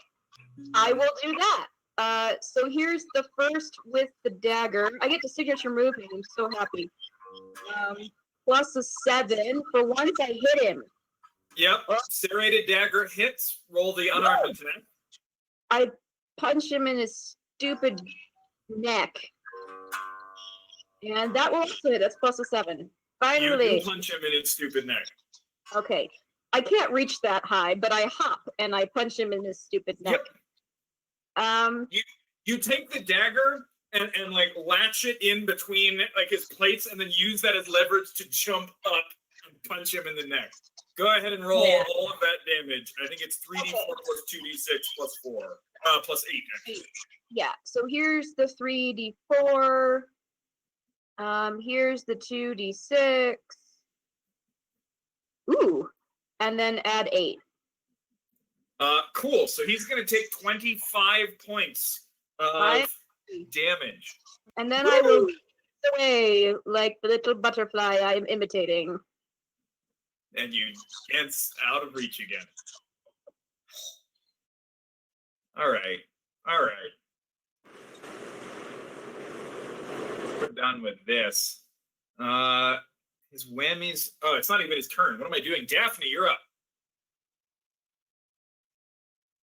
I was muted. There I go. Okay. Attack. Cool. With You have advantage on both. Sweet.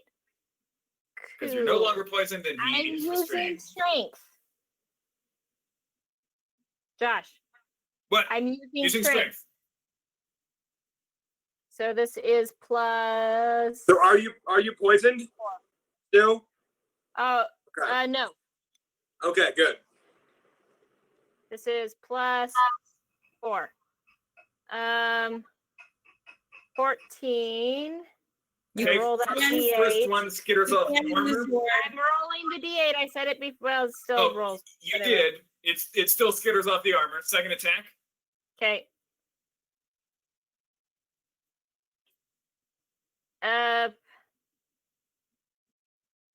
16. That would be 16.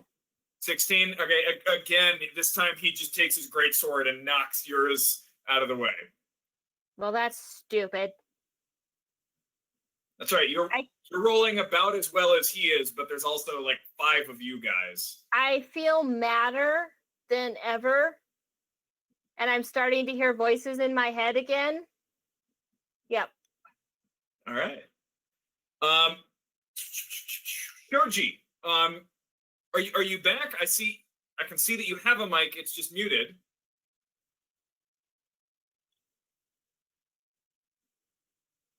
Use sign language. Is she? Give us like football plays. Say something, Joe. No. Yes. Defensive coordinator. You want to Shoji, Shield say touch. something. shield touch. Sorry, we're gonna cut all of this. From our live stream. Go ahead. You're back. Yeah. Yeah. That's My that. mascot. Yeah? Yay! Yay! I'm so happy. So, All right, anyone die? Nobody has died. There is no ability to cast Shatter, so you just want to do Chill Touch again?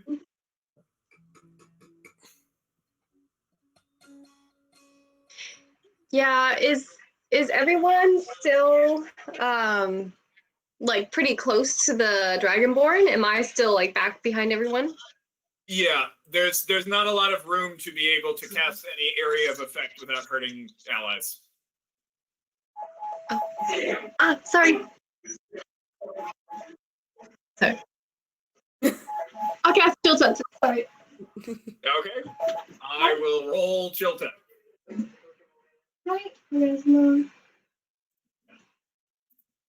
Okay, she rolls a 15. Sorry. Will not hit. All right. Thank you. Okay, Sorry about that. Have important. We're moving, so there's boxes. Sorry. Okay, Chill Touch misses, and it is now its turn. Does it get Devastate back? I'm so useless. It does. So its sword once again is wreathed in darkness and red awfulness. Attack roll against webbing. It's disadvantage because it's restrained, right? Yeah. It still hits because the web has an armor class of 10. The webbing goes away just 100%, and then 2 attacks against the spider. Cause screw the dancing spider. 18 and okay. Goose, you and your spider are about to take a lot of damage. Wait a minute. Is the spider still in melee? Left. Yeah, he came back. He went away, webbed, came back. Cool. All right, so that's the 2 great swords plus. Oh my god, that was so many dice. Yeah, you take 42 plus. You take 50 points of damage, halved to 25. I'm gonna use Stone's Endurance to hopefully maintain spider form. So I took 25, so I have to roll 2. So let's really hope I can do all right on this D12. All right, so I'm still in my spider form, but All right, you take 18 points of damage then. so my spider form has 6 points of health. Yep. Yeah, you really do not want this guy to roll a natural 20. That was not a natural 20? No. Those were Goodness. so 2d6 plus 4 for the great sword plus 1d6 fire, but his devastate ability adds an additional 3d6 necrotic to each strike. So that was a lot of d6s. The thing is, it hits the spider, and this spider just keeps shimmying. Like when you as a human, hitting a spider with a fly swatter, like, why won't you die? Die, please! Like I can almost feel like he's terrified of the spider that's just still going. Just like Oh my god. Okay, cool. Well, that's his turn. Top of the round, Guth and Almanya. I love the shimmying spider, Nick. Just I like, get back my. Oh my gosh. Oh my god. I'm just gonna shimmy away. Like I'm just gonna shimmy backwards. I'll let him hit me if he wants. He's gonna attack, and he's gonna roll a natural fucking 20. I hope so. Just you for the ready? sake of it. He rolled a 19. So 27 is definitely going to hit your spider. So 2. So you will take 20 points of damage, halved to 10. All right, spider's gone. Oh no. That's so I take my. I said he had 6 left, right? So Yeah. I took 4. Oh. All right. Take 4. Wait, no. That's wrong. Sorry, I did the wrong thing.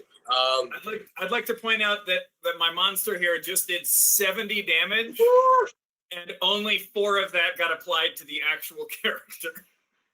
Yeah, serves you right. Oh yeah. Okay, so wound I did 4, That's a lot. right? Because we go up for wound. Uh-huh. Yeah. Okay, we add up wound. All right. So he hits me, and then I shrink, and then I get back up again, and I turn into, and I just kind of look at my arms, and then go, and I'm going to bonus action turn back into a spider, and then I'm going to hit him with the webbing. All right. Cool. Oh, that one misses. It had to happen. All right. The webbing just kind of, and you can see it just splatters into this area in the grass way behind him. Just a lot of theatrics. You can tell it's just too much. Thank you, one guy. Okay. That is Almanya. Do you want to maintain your 1d6 damage?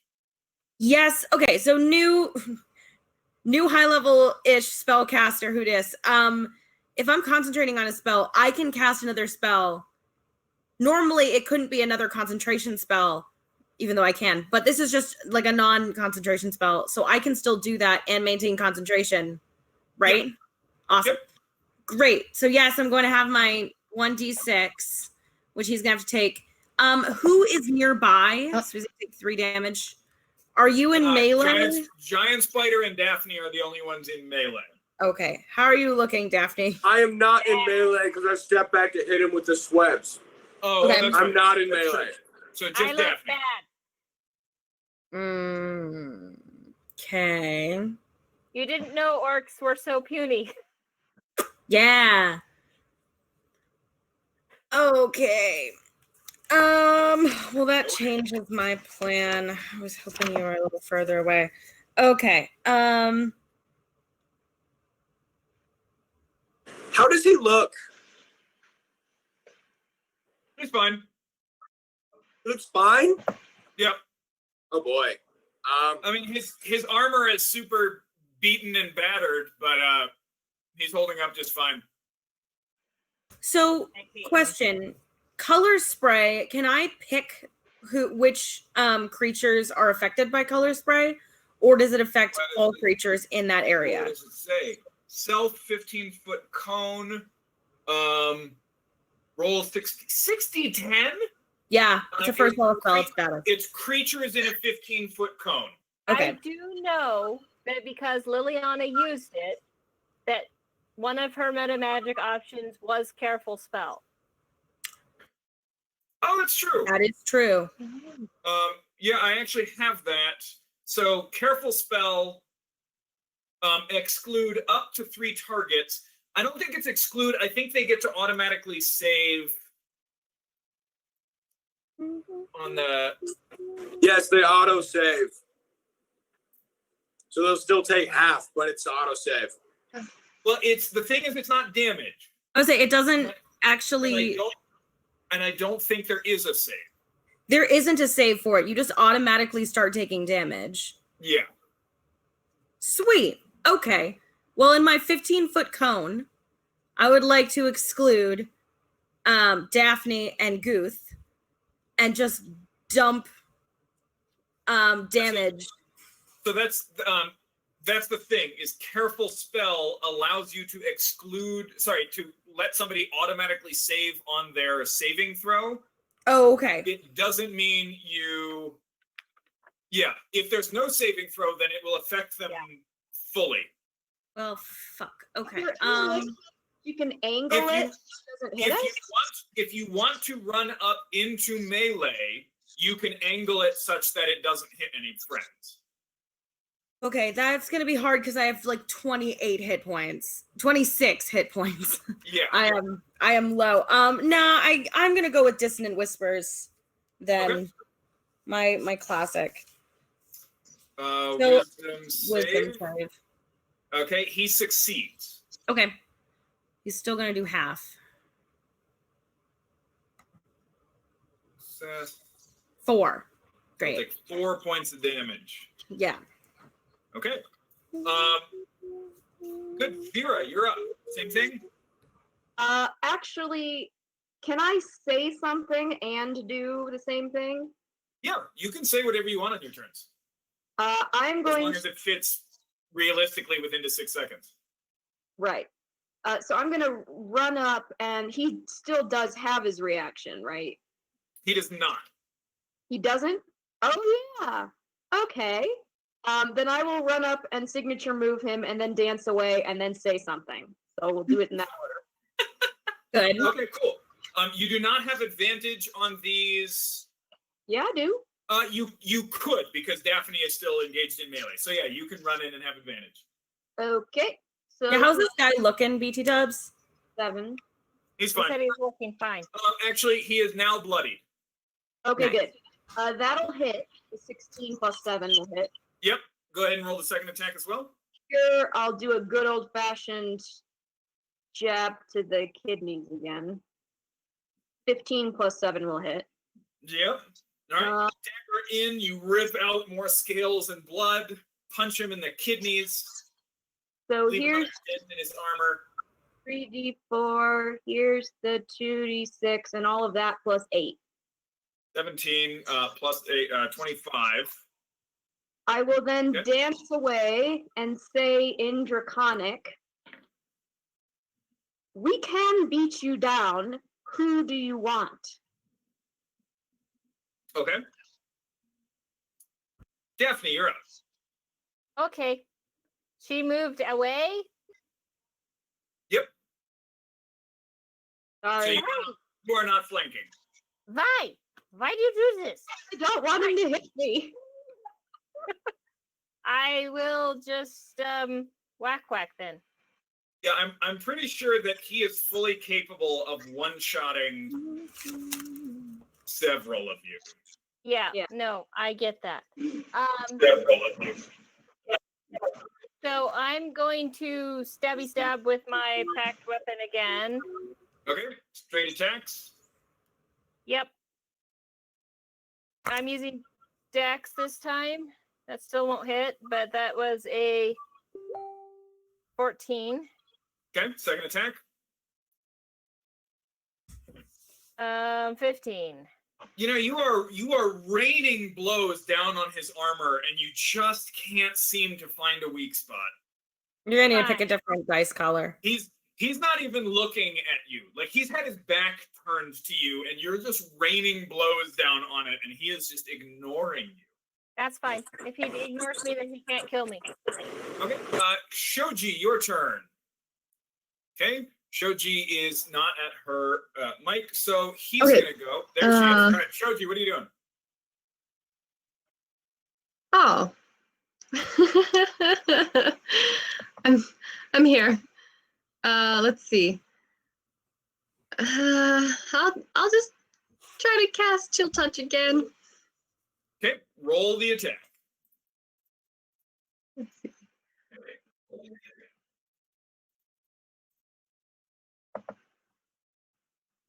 Hmm.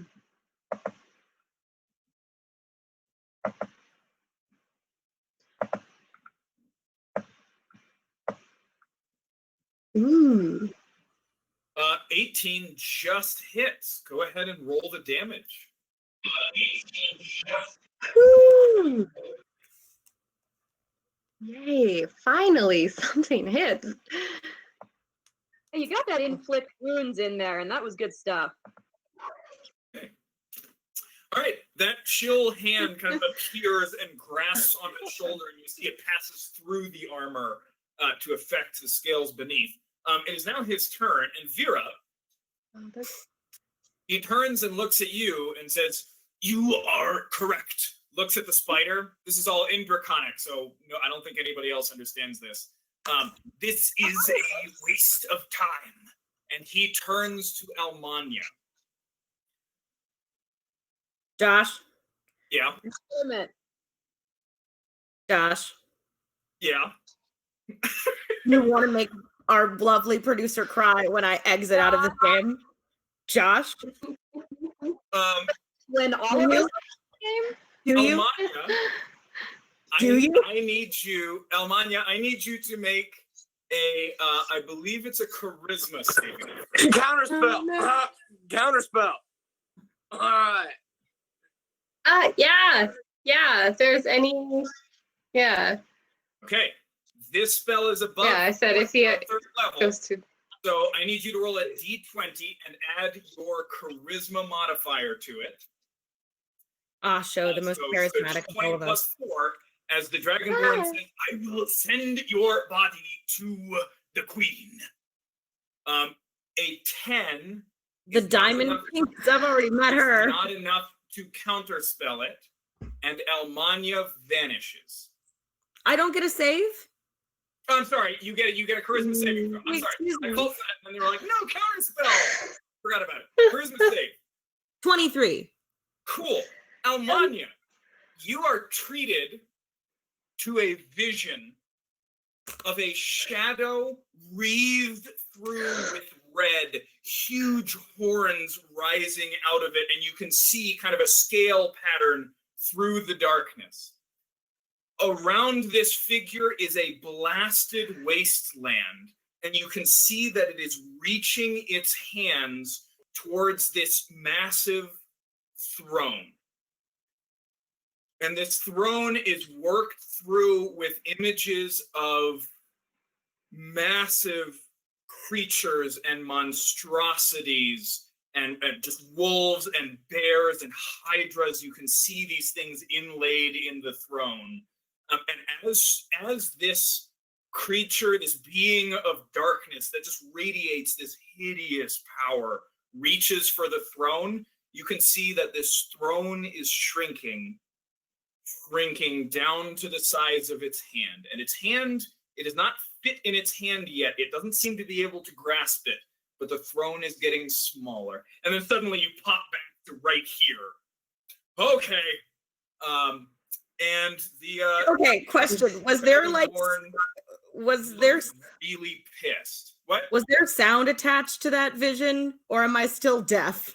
You're still deafened. Okay. Was it like I'm like expecting a full sensory experience? I'm like, oh nice, it's a little like short student film. Great, awesome. Vera, you hear it spit out a draconic curse. You're welcome to slap it when you get to your turn. And Hit it. Full unarmed monk damage. But it says, again, you refuse salvation. And God, you're like my sister. Fuck you. Go back to where you came from. so you can't hear anything. But opportunity from you as he walks right up to Almanya, raising his greatsword. But that is the end of his turn. Once again, your sword just skitters uselessly off his armor. That's his turn. I'm sorry. He is going to use his bonus action to. I'm sorry. I have to see if he gets it back. He doesn't. Cool. He's not going to use. Oh, I knew he was going to use his bonus action. To cast that instead. He already casted a spell. He is exempt from that. I just thrown it out there. Understood. Just throwing it out So there. His limit is not a spell and a cantrip. Oh, that's terrifying. Good to know. I mean, he can't dump like 2 5th level spells, but Has Laura V's been dropped yet? It's been a couple rounds and she said put me down. Has that happened yet? no, Gog is still just booking it. Because Gotcha. the story is Gog never did listen to Laura V's. No, No, and her job is not to say, yeah, you can stay and take this fight. Exactly. Cool. So it'll do good. Okay.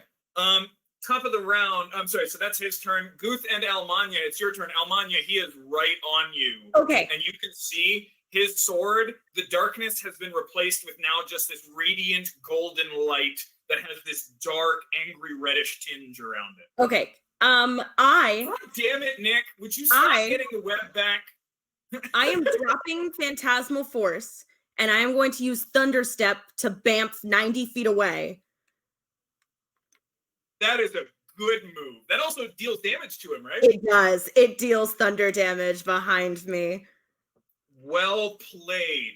I've been waiting to use this. It's my new spell. What is the saving throw? Con. It has to make a con roll. Okay. He fails. He rolls a 5 plus not enough. Fuck He yes. will take a full 3d10 thunder damage. 15. He's gonna do 15 thunder damage as I bamf.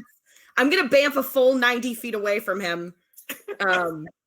Just I mean, if you wanted, you could. And there's basically, an enormous crack of thunder just rips through, which I can't hear because I'm deaf.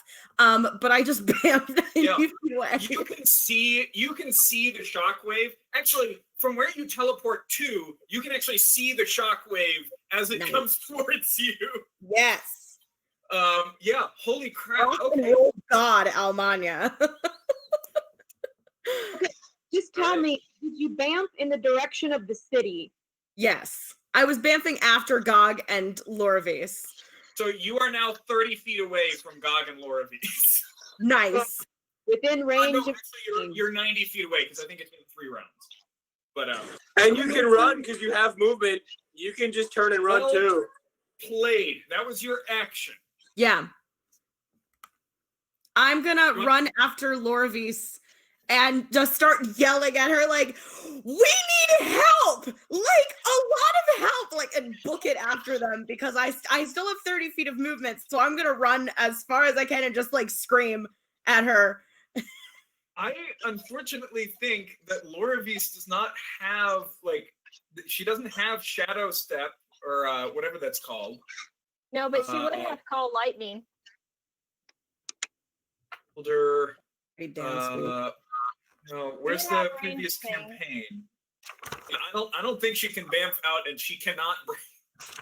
She has thus far been unable to break Gog's grapple check. So. If she has called lightning, she should be able to, like, depending on how far they've gone. She can still call lightning down. Just because when I was playing Loravis, that was the spell she wanted to use all the time, and you can't use it inside a city. It says it in the spell, and she was always mad. It's 100.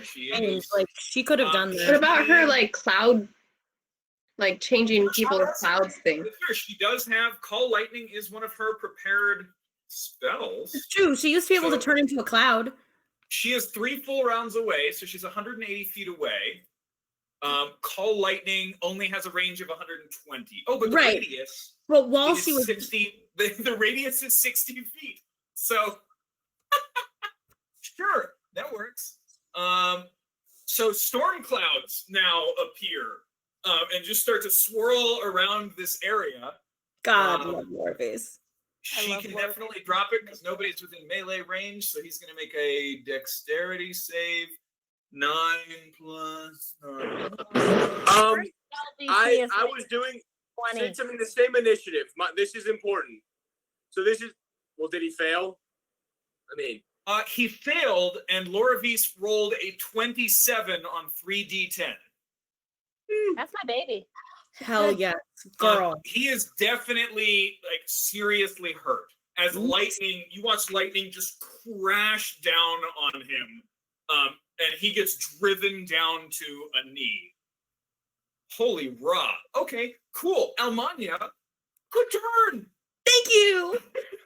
I'm out of bardic inspiration, so I had to go nuts.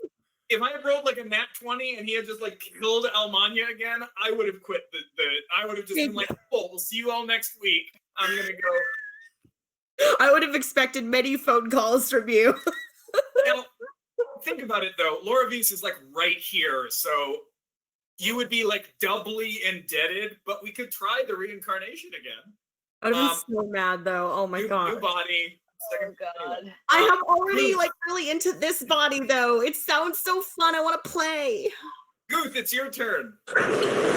So when people think of apex predators, they think Right. lion, shark. This is going to be good. A grizzly bear-sized spider slowly shimmies in front of this one guy on his knee, as you said, and just starts foaming at the mouth. And the foam looks like it's dribbling, it's sticking and kind of coagulating. And this thing just shimmies slowly and just spits this horrendous web right at him, standing and just at an imposing feat, and just like almost the corners of his just mandibles twitch to look like maybe he's smiling, and just burbles and then spits this horrendous goop at him. Okay. Are you doing this from like right up on him? Obviously not. I'll be 10 feet away, but yeah. Okay. Okay. For drama, the dramatic aesthetic. Roll that attack. Okay. Yeah. Ooh, damn. All right. That's okay. If I roll an 8 on this inspiration die, I hit him. I did not. All right. And it was really cool. Oh man. It was really cool. It really was. And honestly, the scene, like, this is a bad creature. Like, whatever this thing is, like, it's a bad thing. Still, like, that scene creeped me out. Like, the spider, like, slowly walking sideways so that this thing can see it. Very Super cool, super creepy. Very You Shayla. put the area around it in an intimidation tactic. Cool. He's on his knee though. Maybe I have advantage. No. No. It's, yeah. Dang, that was cool. That was cool. Inspiration for how cool it was. Hint, hint, wink, wink. He had inspiration and he rolled it. Vera, you're up.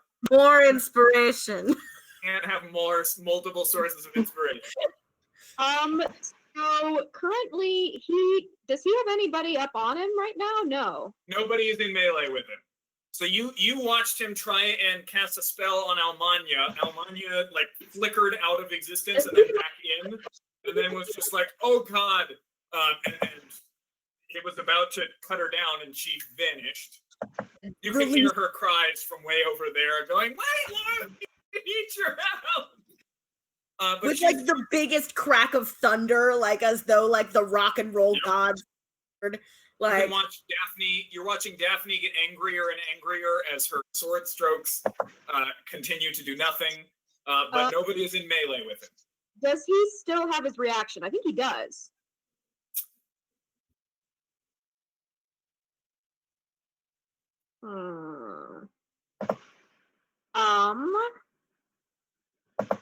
I feel. Yeah, I'll just run up and do a bonus action for disengage again. And so it won't do sneak attack, but it'll just do regular damage if I do hit. All right. And I will speak as well after I do that. So here's the roll. It does not hit. So I will disengage and flee to my previous distance. And I'll say, so she sent you then in Draconic.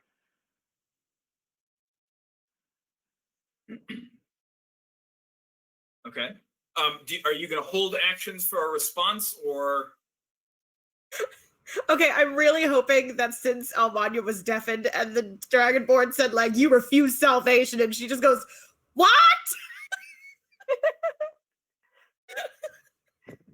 I heard it. But you know, never mind. I'll allow it. So she sent you then. Red Goddess demands her due. No one returns without her favor. Oh, interesting. Okay. Are you now murder, killing, stabbing? Oh, you missed and then ducked out. Got it. Okay.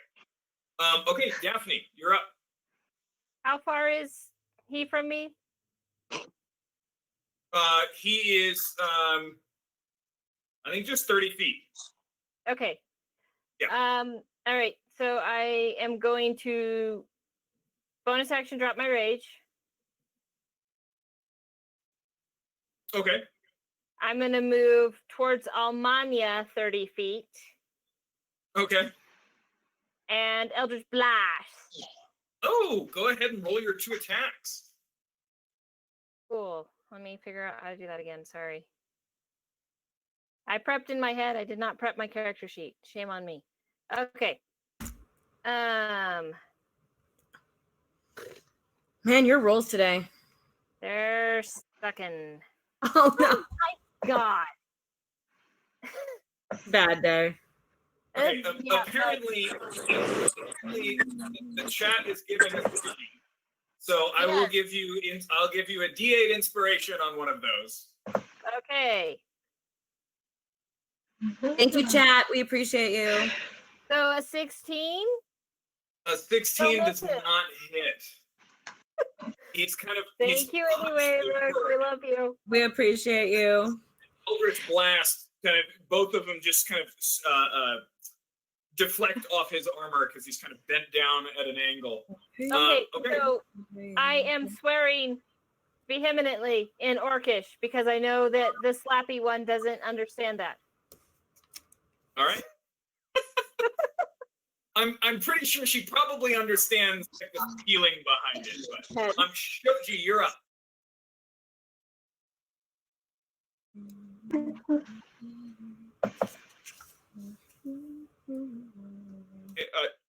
Shoji, can you hear? Shoji, can you hear? Oh, sorry, I couldn't hear you. Cut out. My turn? Yep. Hello? Can you hear me? Yes. Oh, okay. Is it my turn? Yes. Hello? Oh no. Is it my turn? Yes. Okay. I would like to.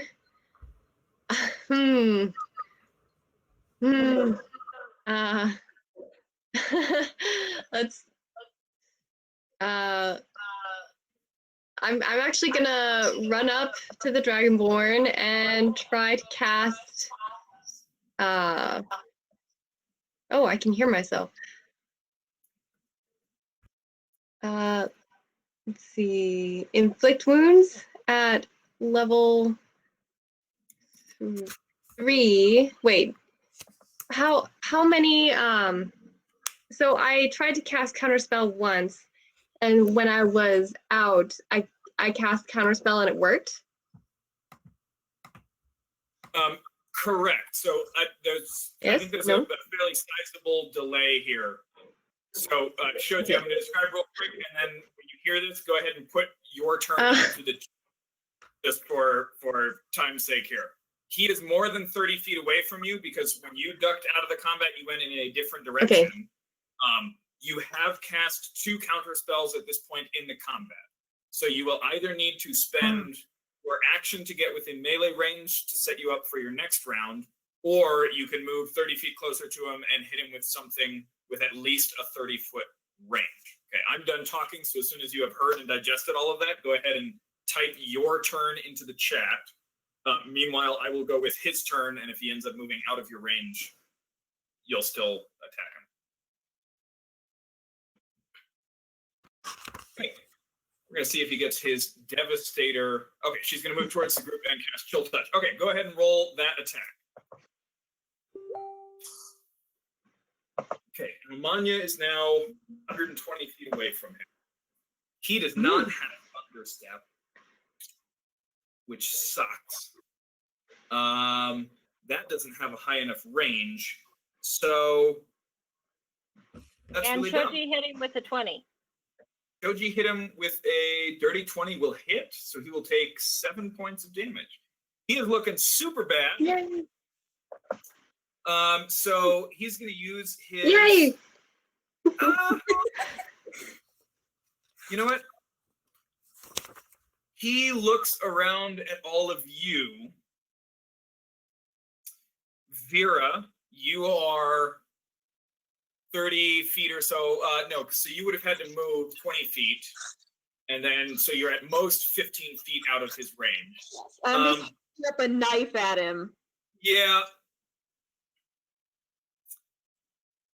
This will go poorly for me, but I can at least bring a scrap. And he walks towards you, and is going to unload. Okay, this may be the end of your little friend, y'all. No. How far Is he going to be able to get past me as he walks towards her? I am in between them. He has to walk past me. Sure. So you can take an attack of opportunity if you'd like. Do it. And I can't reckless because it's not my turn, right? At the beginning Correct. of my turn. So Correct. it's just a regular attack? Yep. Gotcha. Well, okay. We believe in you. Nice. That's a 21. Yeah, 21 hits. Go ahead and roll It's damage. a con save from him. Con save for half. 14. Succeeds. Yes. Okay, so 2d8 and half. So yeah, roll 2d8. Okay, so he takes 4 points of poison damage, and then he takes plus rage 12 points of piercing. He looks so bad. So bad. Josh? First attack against Vera. 17. Just hit. Okay. He has Thunderous Smite upon him, or Branding Oh, Smite. God. Oh, God. So you're going to take 2d6. You'll take 10 slashing damage.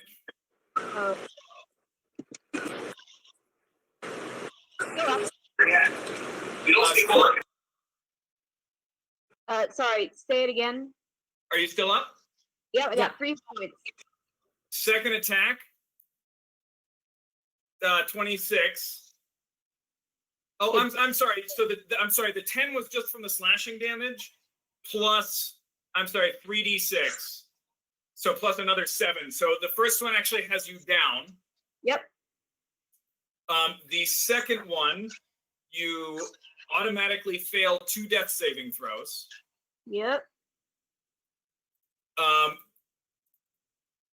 Which is weak enough for him. So he picks up. Oh God, we just dropped Nick. He picks up Vera's body and looks like he's about to start. It is the top of the round. We're gonna go with Gooch first. Okay. Yeah. So Vera has failed 2 death saves, and this guy has picked her up and looks like he's about to cast some kind of spell.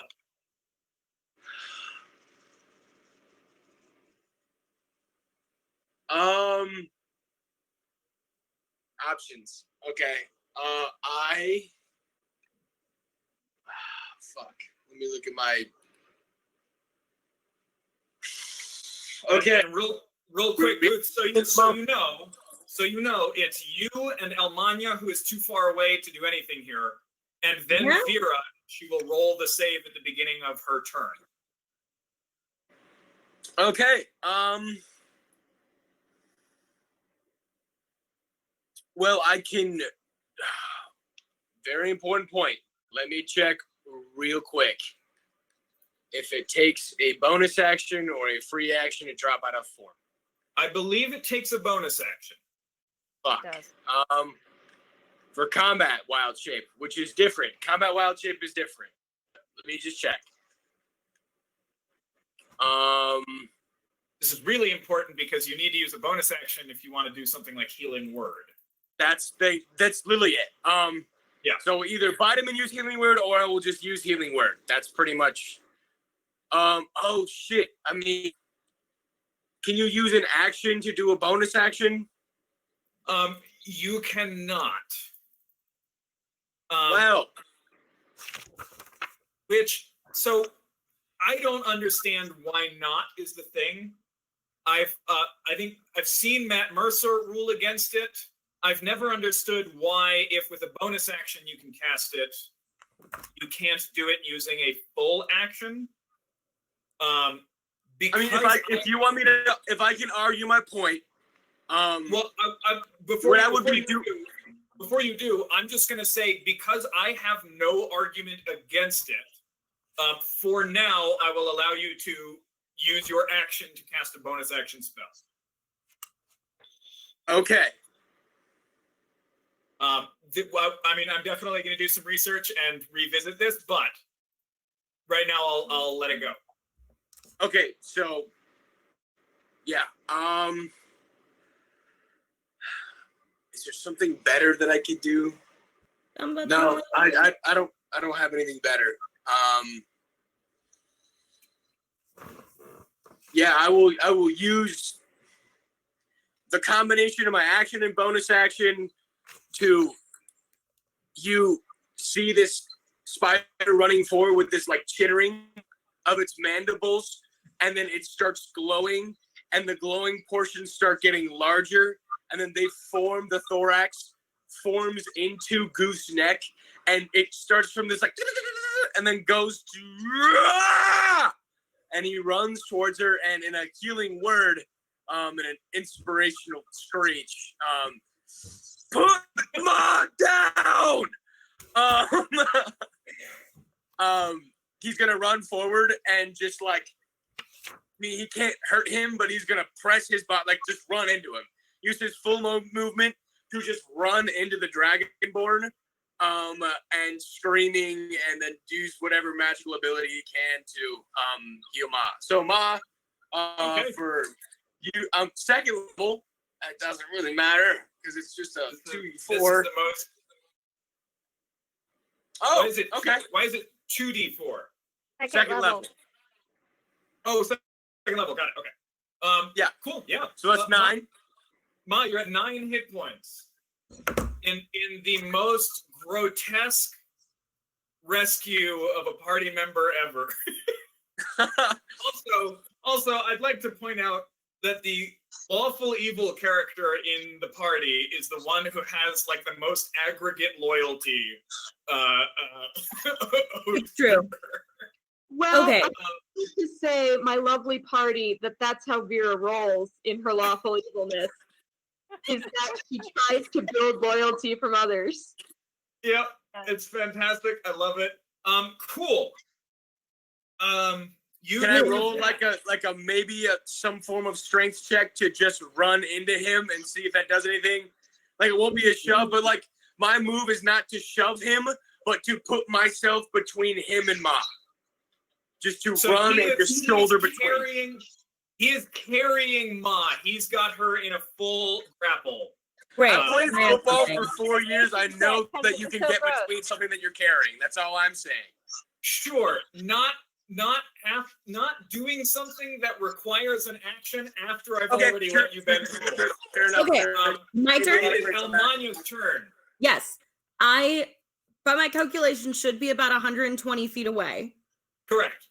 I am going to run, use my bonus action to dash, and then I will cast Dissonant Whispers, which has a 60-foot radius on this asshole.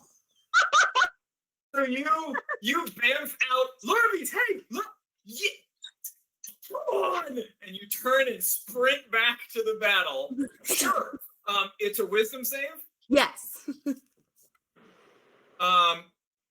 17, so he will succeed. He will take half of whatever you roll here. Okay. That is fine. My rage dropped, by the way. He's going to take 7 points of psychic damage. How's he look? That is how much damage, or that is how many hit points he had left. Yes! So Almanya, you can't quite see it because it's 60 feet away, but what does it look like as you kill this thing with psychic damage. Well, it's great because it's whispering a discordant melody. That's the description of this Oh, that's horrifying. of this spell. And so it works so beautifully from my girl. Where I'm going to sing him a song like, and I can't even hear it, is what makes it so creepy. I can't even hear it, but it because I'm still deaf. But I am going to sing him a song that I remember the soldiers of the Lich King in hell basically singing as they marched, and it is terrifying, and it is like sung to like scare all of the other souls and like force them into submission. I'm going to sing that song to him and force him into submission until he dies. I think the second part, which is cool, is that my rage comes from singing a song. So Hell it yeah. is more discordant because I'm screaming and casting magic through my song. I can sing, like my Yeah. screams are like musical in some way. And I'm on like a second note from it, so it's super disharmonious. Like so it's like the wind. hers is just in like even more disharmonious because I'm Terrifying. actually singing, screaming. Okay. So, holy cow. Cool. So here's what happens. Vera, you wake up. This thing is holding you. It's got your arms pinned to your side, and you feel like an impact as Goot's body slams into it. You can hear Goot screaming some kind of just violent melody. The Dragonborn kind of ducks out of the way, and then just kind of lilting over the breeze from far away, you just kind of hear this. It's a lament, right? It's this just horrific song of just heart-wrenching sorrow and like willing damnation, like walking knowingly and defiantly and intentionally into damnation. And it just kind of lilts across the distance, and you can see the Dragonborn kind of shakes his head a little bit.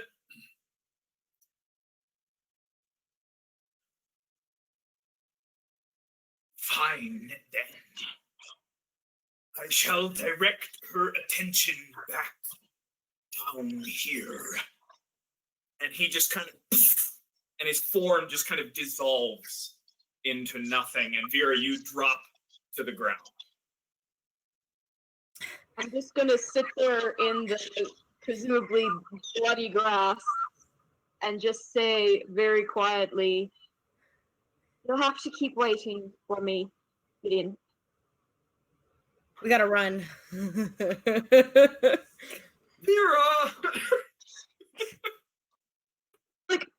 She's actually pretty cool with dying, is the thing. I know, but Grace, you can't do that to me. You can't do that to Talia either. Talia can't lose anyone else. Oh, Christ. Well, what's All right. funny is that No, no, Goose I grabs did. her by her shoulders and just lifts her up Aw. and just shakes her and says, "You can't do that to me again!" And he's still screaming. He's got a healing word one more time. We gotta go. Shaking baby healing word. I'll do second level once again. It's Yeah, 8. oh, So it's another 8. I feel much better. and Okay. Joe would like to go to. Like to go to what? Joe would like to go to Daphne. Was the other one who got hit pretty bad, right? To Daphne. Yeah. The Yeah. other one who got hit pretty bad, right? And use the ability where she can use her hit dice if she wants to for healing. Oh, so Daphne, you can immediately spend up to If you want to. I guess you don't have to. up to 4 hit dice and recover that many hit points if you'd like. So first I need Shoji to explain to me exactly how it looks when she does this. Isn't it 5? No, it's your charisma modifier. Ooh, well. Oh, okay. Thank you. And she can I'm add sorry. her You're at- normal. Shoji, you're at 5th level, or you're at 6th level now. So, Daphne, you can add your Constitution modifier to those as well if you'd like. Oh, really? My Constitution Level. modifier. Oh my gosh, I didn't realize I was at 6th level. Which is 0. Great. Okay. I'm sorry. I wasn't trying to rub it in. We gotta run. We gotta go. Hey, Danny, so- you can add your no, con no. mod if you want. But seriously, Daphne needs to see how Shoji does this for reasons. I mean, What does it Daphne look doesn't like? know what necromancy, doesn't so- know what so- necromancy. Oh, okay. Real Well, quick, this is super messy and for reasons. confusing with Beth on such a delay. So let's let her go ahead and describe what the spell looks like before anybody else says anything.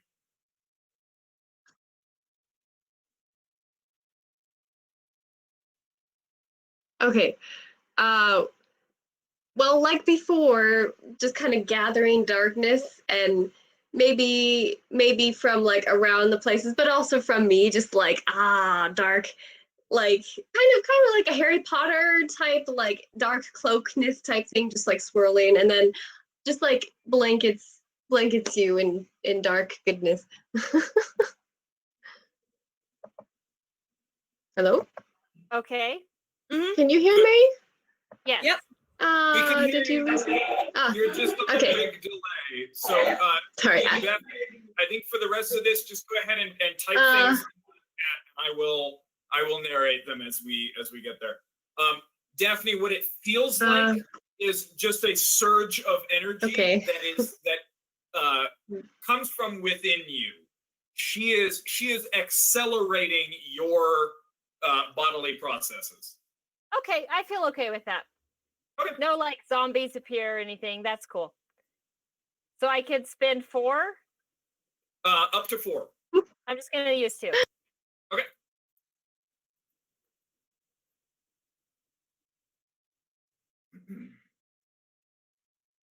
All right. Okay, cool. So you guys look around. You're just kind of in open grassland. Anything that approached you by any normal means, you would definitely see. Gog does not turn around. So she is way ahead of you. But you guys you guys all regather and trek the rest of the way to that Who looks the most hurt? I think I've got 19 hit points now. Which is almost as much as Mary at full. So Yep. Also, can I just say that Vera's first thought after Gideon was, dang, there's no body to loot. And she's really mad about that. It's true. I really wanted that sword, but that's okay. This little looting heart really wanted his stuff. I have a shimmery magical spear now, though, that just appears and disappears. So we'll see. When your glamour disappears, Almanya, so does the spear. I need to get my inspiration back so I can find the spear again.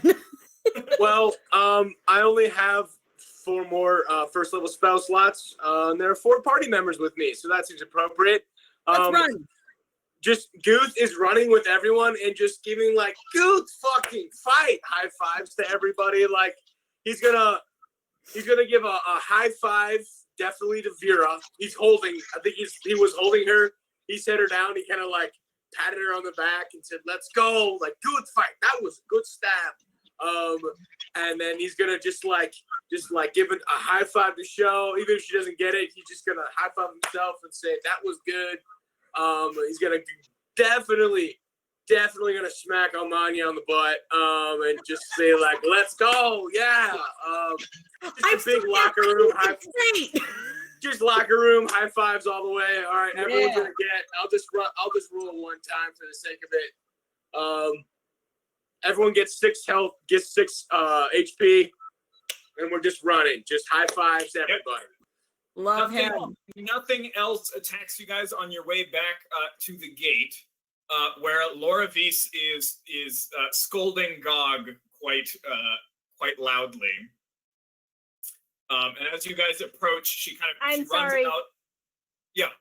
Can I just interject there? As Loravis? Sure.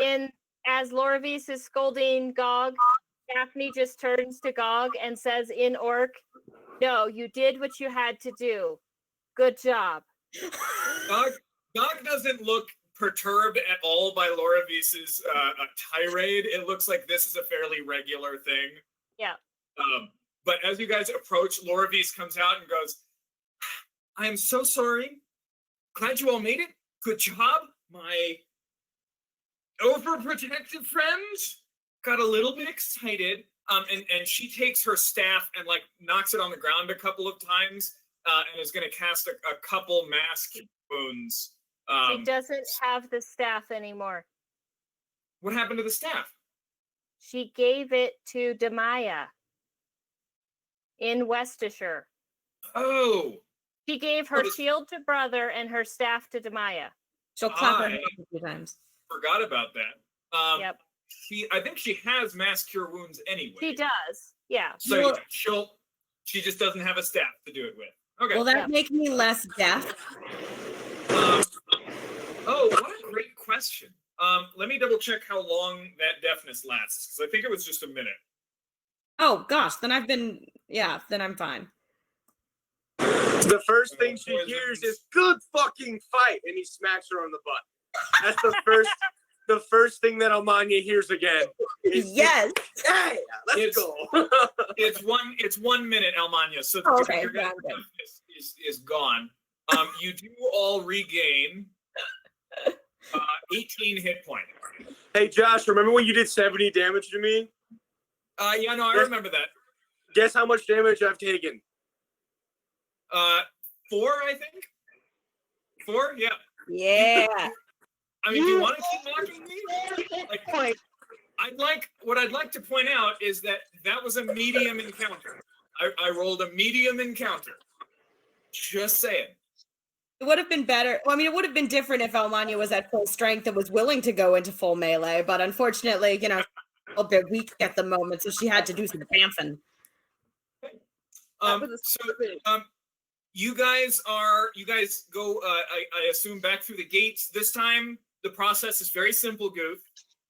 You state your name, your reason for being here, and you hand them your passport, and that's it. Is the same guard there? No, you guys are on. This is a gate on the opposite side of the Empire. What was his name? It was Octavius something, right? Faustus something. I'm just gonna hand him thing with his name on it. Read it. I was gonna say he signed, he autographed. He gave you an autograph.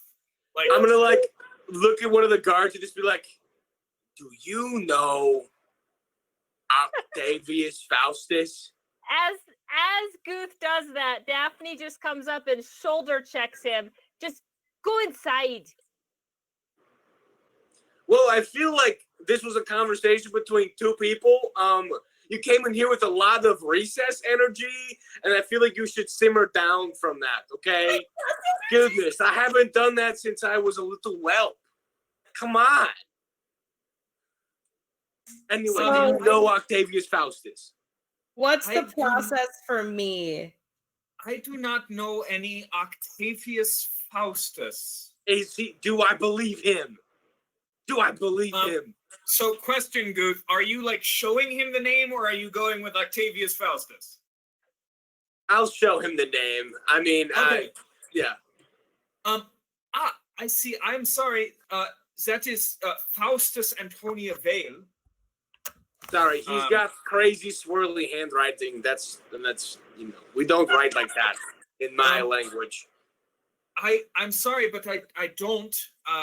If he is an Archschreiber, then he must be in one of the other legions. Where would that be? Do you think we came in from the Eastern Gate? Where do you think he would be living? Faustus Antonia Vale.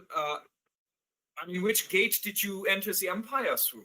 I think we traveled towards the sun. So, there's a lot of suns here. Never mind. I won't do that. We came from the east. Then you would have come through Western Tor. This is Eastern Tor. Wow, this is really big. Just,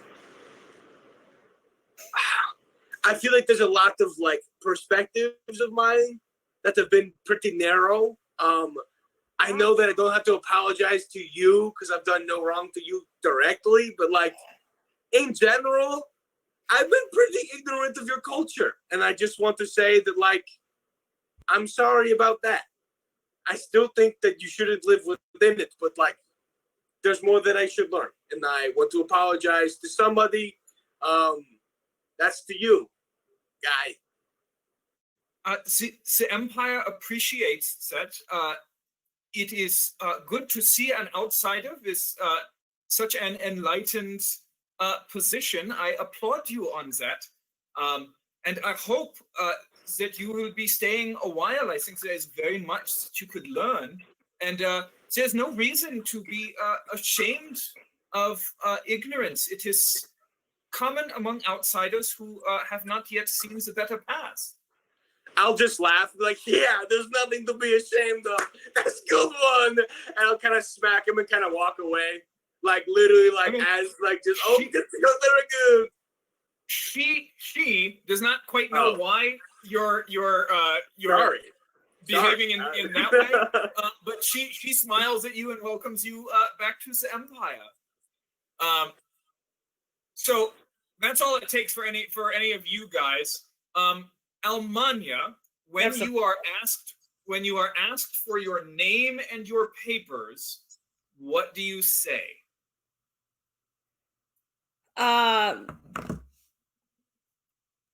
I pause and I think about it for a second and I go, Liliana, and I do have papers, and I pull out Liliana's papers that we stuck, because I have Liliana's papers. Okay. So standing kind of in that circle of rods, did you submit when kind of the influence came over you to force you to tell the truth? Yeah. Okay. In that case, you are incapable of uttering those words. Even though I still have Liliana within me? You still have Liliana's papers. Wow. She said, Liliana and I have papers, is what she said. Correct. Okay. So you are incapable of uttering the words right now, I am Liliana. So you start to try to speak and it comes out, I have papers. Okay, I have papers. And I kind of sit there confused, because Liliana is still part of my head. And so I have to process, and it's very much kind of butting to the front. And I'm like, I went through this, I was here, I did this. So you hand her the papers and she kind of unscrolls it. Are you currently under any illusion magic? Nope. All right. Just, I have a new body. There was some wild stuff that happened. Daphne, you understand the hand signal that this Oxschreiber gives out. It says, danger, prepare.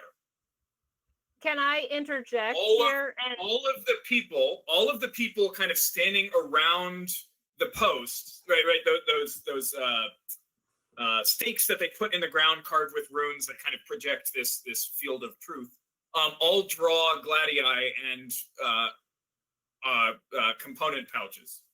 Okay, well, can I intervene before things get bad? I step up? No, they're not open firing, but they are, weapons are out. And I would like to address the Oxschreiber. So I will give her back the hand sign that says hold. Wait. Okay. And I will. You get back information. I step up.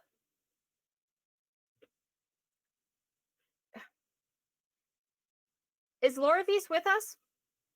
Yeah, she's there. Okay. Queen. You know, I'm like, come here. Are like- you crooking a finger at her? Sort of. I'm more like waving her up. Okay. All right. And I just go up and I That's different than crooking a finger, at which point she's gonna be like, fuck off. she likes Okay, me. yeah, you wave her over and she comes over. So Oxtraber, you see, the thing is that that bird thing, it was a different body, but my small friend here, through her, and then I suddenly look at Laura Weiss and go, whatever it is she does, brought this back into this new body. But it is the same person that has the passports, and I can bear witness to that as an honest Freeman citizen, such as I am. One of the people who kind of brought out the stakes and currently is prepared for battle says, Akshriba, she is telling the truth. And Laura V steps into the circle as well. You heard about the two Jaegers about a year ago? And the Akshriba goes, yeah. Laura V says, okay, that was me. It was the same thing. I don't know if you're allowed, but she's no threat to you. Her name's just not Liliana anymore, if that makes sense. And the same guy goes, she is also telling the truth. And then I will interject again. Yeah. And I will address the Oxtraber and I will say, I will vouch for this one. All right. Hand signal. Tension ratchets down a notch. They all kind of put their swords away. All right. Well, if you are not Liliana anymore, then you will have to repeat the interview. And I give Bird Manya a big grin. We're not gonna go through the whole thing again. I think salient points here would mostly just be so name, age, race, place of origin. So when I get to race, I look down and go, ah. She's gonna roll a history check. Needed a natural 20, got a natural 1. She looks at you for a second, kind of, all right. I'm sorry, I just got a migraine. Right, I'm gonna write down bird. Yeah, bird works. Bird woman. Yeah, yeah, good. Okay, and I think the rest of this. So based on your answers, the price for you isn't going to be any different than Liliana's, because you're still something weird about a soul and a body. Yep.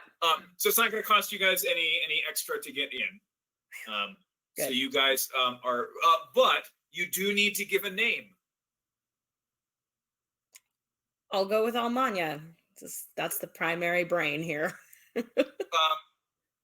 Could you please give me a charisma check? Okay.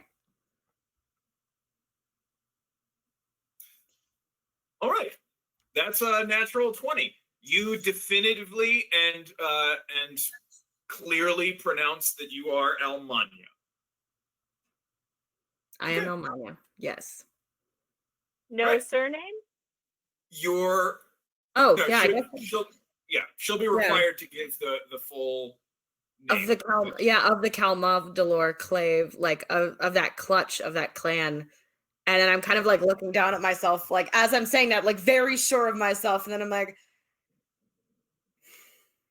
well, I did hatch out of an egg, I assume. So,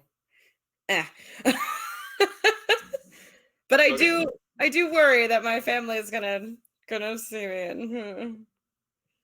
Yeah, it's gonna be some fun times if you guys ever make it back to Onisher. I gotta call my little bro and see how he's doing in this ending. So you guys are all gonna go. Onisher, where my entire family is. Yeah, right where you left them. It's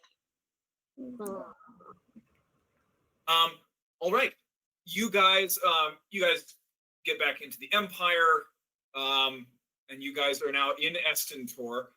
It's around noon, so if you guys wanted to, you could make it back to the Imperial City by sundown, or you could spend the rest of your day kind of in Estentor and wait. I could just use some sleep. I think Almanya could just use some sleep. Sure, I mean, if you want, but we could go on. Yeah, no, as long as we get there and I get a bed, I'm good. Don't worry, I can carry you, baby bird. I do probably have hollow bones. I'm probably very light. I can carry you, you little baby bird. Don't worry. Aw, thanks, Goose. And You food. do not actually have hollow bones. Oh, because I can't fly. Yeah, I guess that makes sense. You are largely humanoid. Okay. Some things are probably in some different places, but like, overall, you're Gizzard. lighter than somebody your size, but you're not like hollow, brittle bones. Because I'm all feathers. And I could use some food. Ma said she was going to make me food. And now I'm really hungry because I just had to fight someone. Listen, hey, maybe we find like a cool little farmhouse and we'll just bed down. We don't need to be within the city right now. Honestly, it kind of creeps me out. I just like to do something a little more natural, you know? We could hang out in nature. That sounds nice. You can't stay in the land, no. We can stay here in Estentor, or we can go on to the city, but you can't stay at some farmhouse, no. But it would be such great writing inspiration for me. Why can't I stay at a farmhouse? So as part of your oaths, right? So you guys can stay in Estentor, or you can follow the road back to the Imperial City. But basically everything else is off limits. Okay. Guth asked that question. He signed papers, but Estentor means nothing to him. Like, then you came into the Empire, Goof. You could not. It was part of your oath that you stay out of the surrounding land.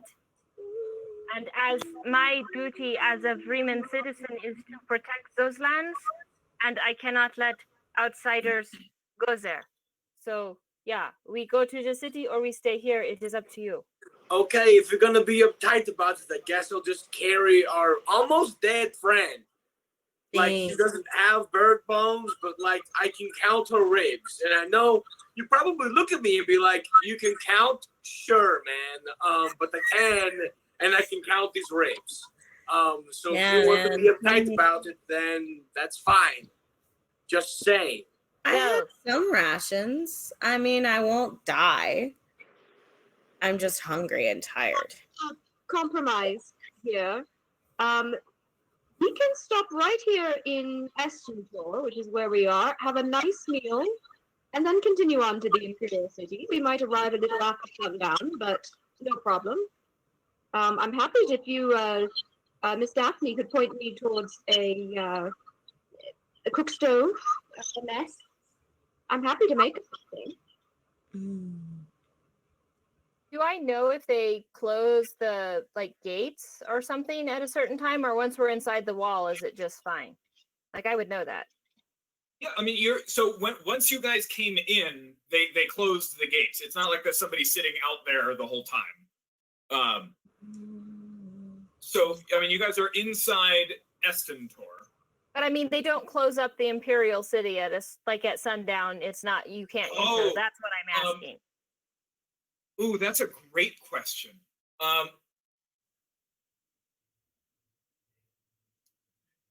You could probably get the party in after sundown. Okay, follow-up question. How familiar am I with East Estentor? Because I don't think I'm in this area generally. I'm at the other side. You've never been here before. You know it very well because It's all the same. right. It is laid out. Every Legion camp, all of the gate cities, kind of into the Empire, all of them are laid out in the exact same pattern. Okay.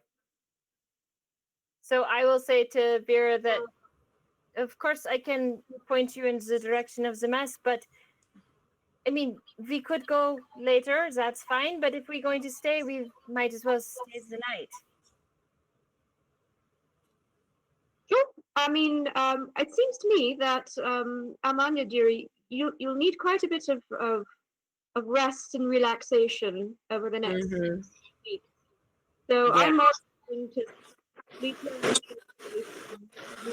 I can try some of the ritual like massages we have, and I'll just start like cracking my bones and just really doing my knuckles, and like I could just give you like a really deep shoulder rub if you want that.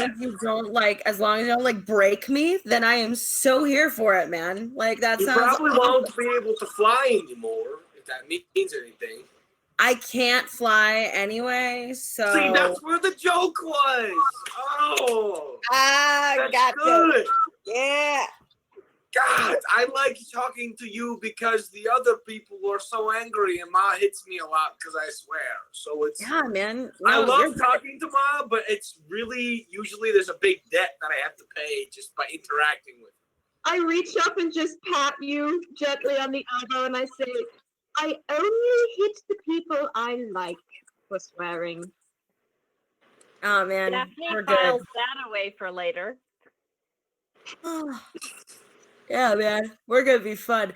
I am an entertainer, so like I'm good. Yeah, we should do Ma, fun. I ran into a fully armored dragonborn to save your life, so I don't know what you need as affirmation. But I need no affirmation, lovey. I also like if we can find a loot, I need to work on my song, but that can wait until morning because I need food and sleep first. Laura V's comes over. So, Almanya, have your friends told you kind of what happens now? No, but I think I remember. Everything's just kind of a lot right now. That is just fine. The need is not immediate, Oh, good. but so you can of course stay the night here or go to the Imperial City. It doesn't matter which. I am gonna head back to Felvrima, say goodbye to Ziza and her family. I am going back to the Echo in the morning. Guth, if you want to have that reckoning you were talking about, then you will need to come with me. yeah, when she said she was going back to the Echo, he gave her like a really like head snap look right at her eyebrow, like. Ma'am. If you would like to have that conversation before I leave, your company along the way would be appreciated. But Almanya, very soon, my friend Callista will call on you. Yes, that was what I was going to do. Yeah. I left her a note. She'll call on all of us. Of course, but you all understand that you are not bound. Almanya, whatever task she sets you to will likely not be an easy one. Well, take your rest as you can. I died and came back to life, which already wasn't easy. So, at this point, I think anything is easier than that. And by the way, ma'am, thank you for taking your precious time out of your day and bringing me back to life. I do deeply appreciate it. Anything for Callista. It's a good friend. That's a good friendship. I'll write a song about you someday. It'll be good. I promise. All right. Lorvis, you won't Yeah? leave without saying goodbye, yeah? Like, you wouldn't do that to me, yeah? Oh, I mean, are you going to spend several days here? I thought I would see you tomorrow in the city. Oh, Yeah. all right. But, Yeah. just Come by Aran's house before mid noon.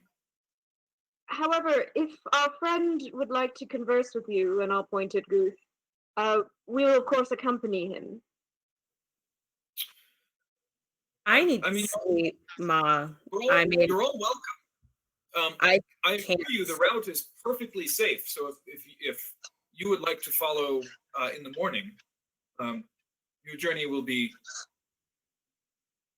smooth. All right. So, Almanya, we'll stay the night. We'll eat. We'll rest. Guth can go on ahead with our friends, and Shoji, of course, can stay and join us for dinner. Yeah, I can't sit in on a conversation. My brain is just a jumble. It's just a smorgasbord right now. You got no idea. Oof. Guth, are you all right going on ahead without us? I guess I'll just follow. We will meet you back at the barracks tomorrow morning in the Imperial City. All right then. Well, I'm glad you all survived. I'm glad that all went mostly well. Yeah. If I do not see you again tomorrow, if the rest of you do not wish to come by Aran's house, then well met and well left. Daphne, you will be there tomorrow? well, yeah, I mean, if my tall friend here doesn't have an issue, perhaps I just come with you now. I do not think that you would be allowed to leave all of these ones untended. I just lean into her and whisper quietly, "Now, but he's the trouble." Nick, Yes. Nick, can you tell me? Yeah, Nick, you've got some feedback going on. There you go. Of course. Daphne, I know you've been out of the Echo for a few years, but I'm doing much better handling orcs than I used to be. And I think I can probably handle one.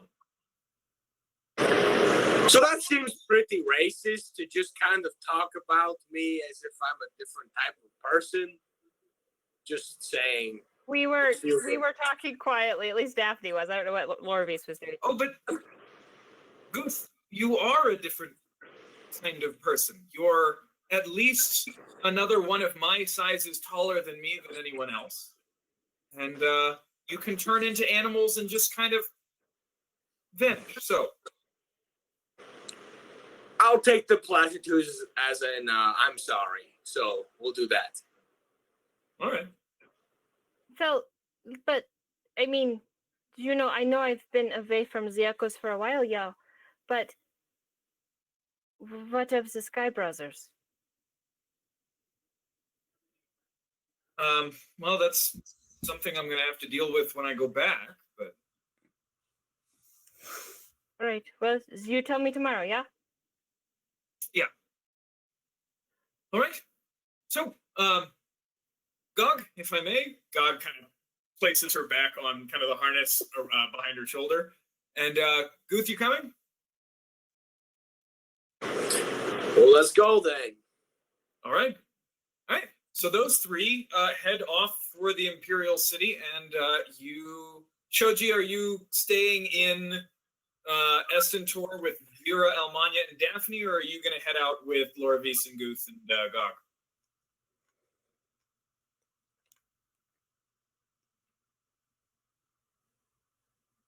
Oh my gosh, that is such a delay. Okay, just inside. Okay, so the show is going to stay with you guys. I think that's probably a good place to end. We will pick up next time with probably some conversations and Almanya's first meal. Yay, food. I'll make right. it.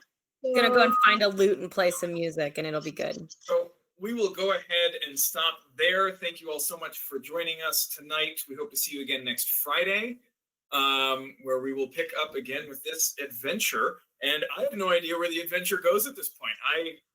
I can't plan, so I'm going to plan a bunch of different things, and we'll see what you guys do. In the meantime, I think Becca and crew are back on Mondays for Heroes at the Edge of Desolation. Follow and subscribe to our Twitch and YouTube channels, and visit our website at conicproduction.wordpress.com, where you can follow us on social media and take a look at all of our podcasts. Thank you for your support.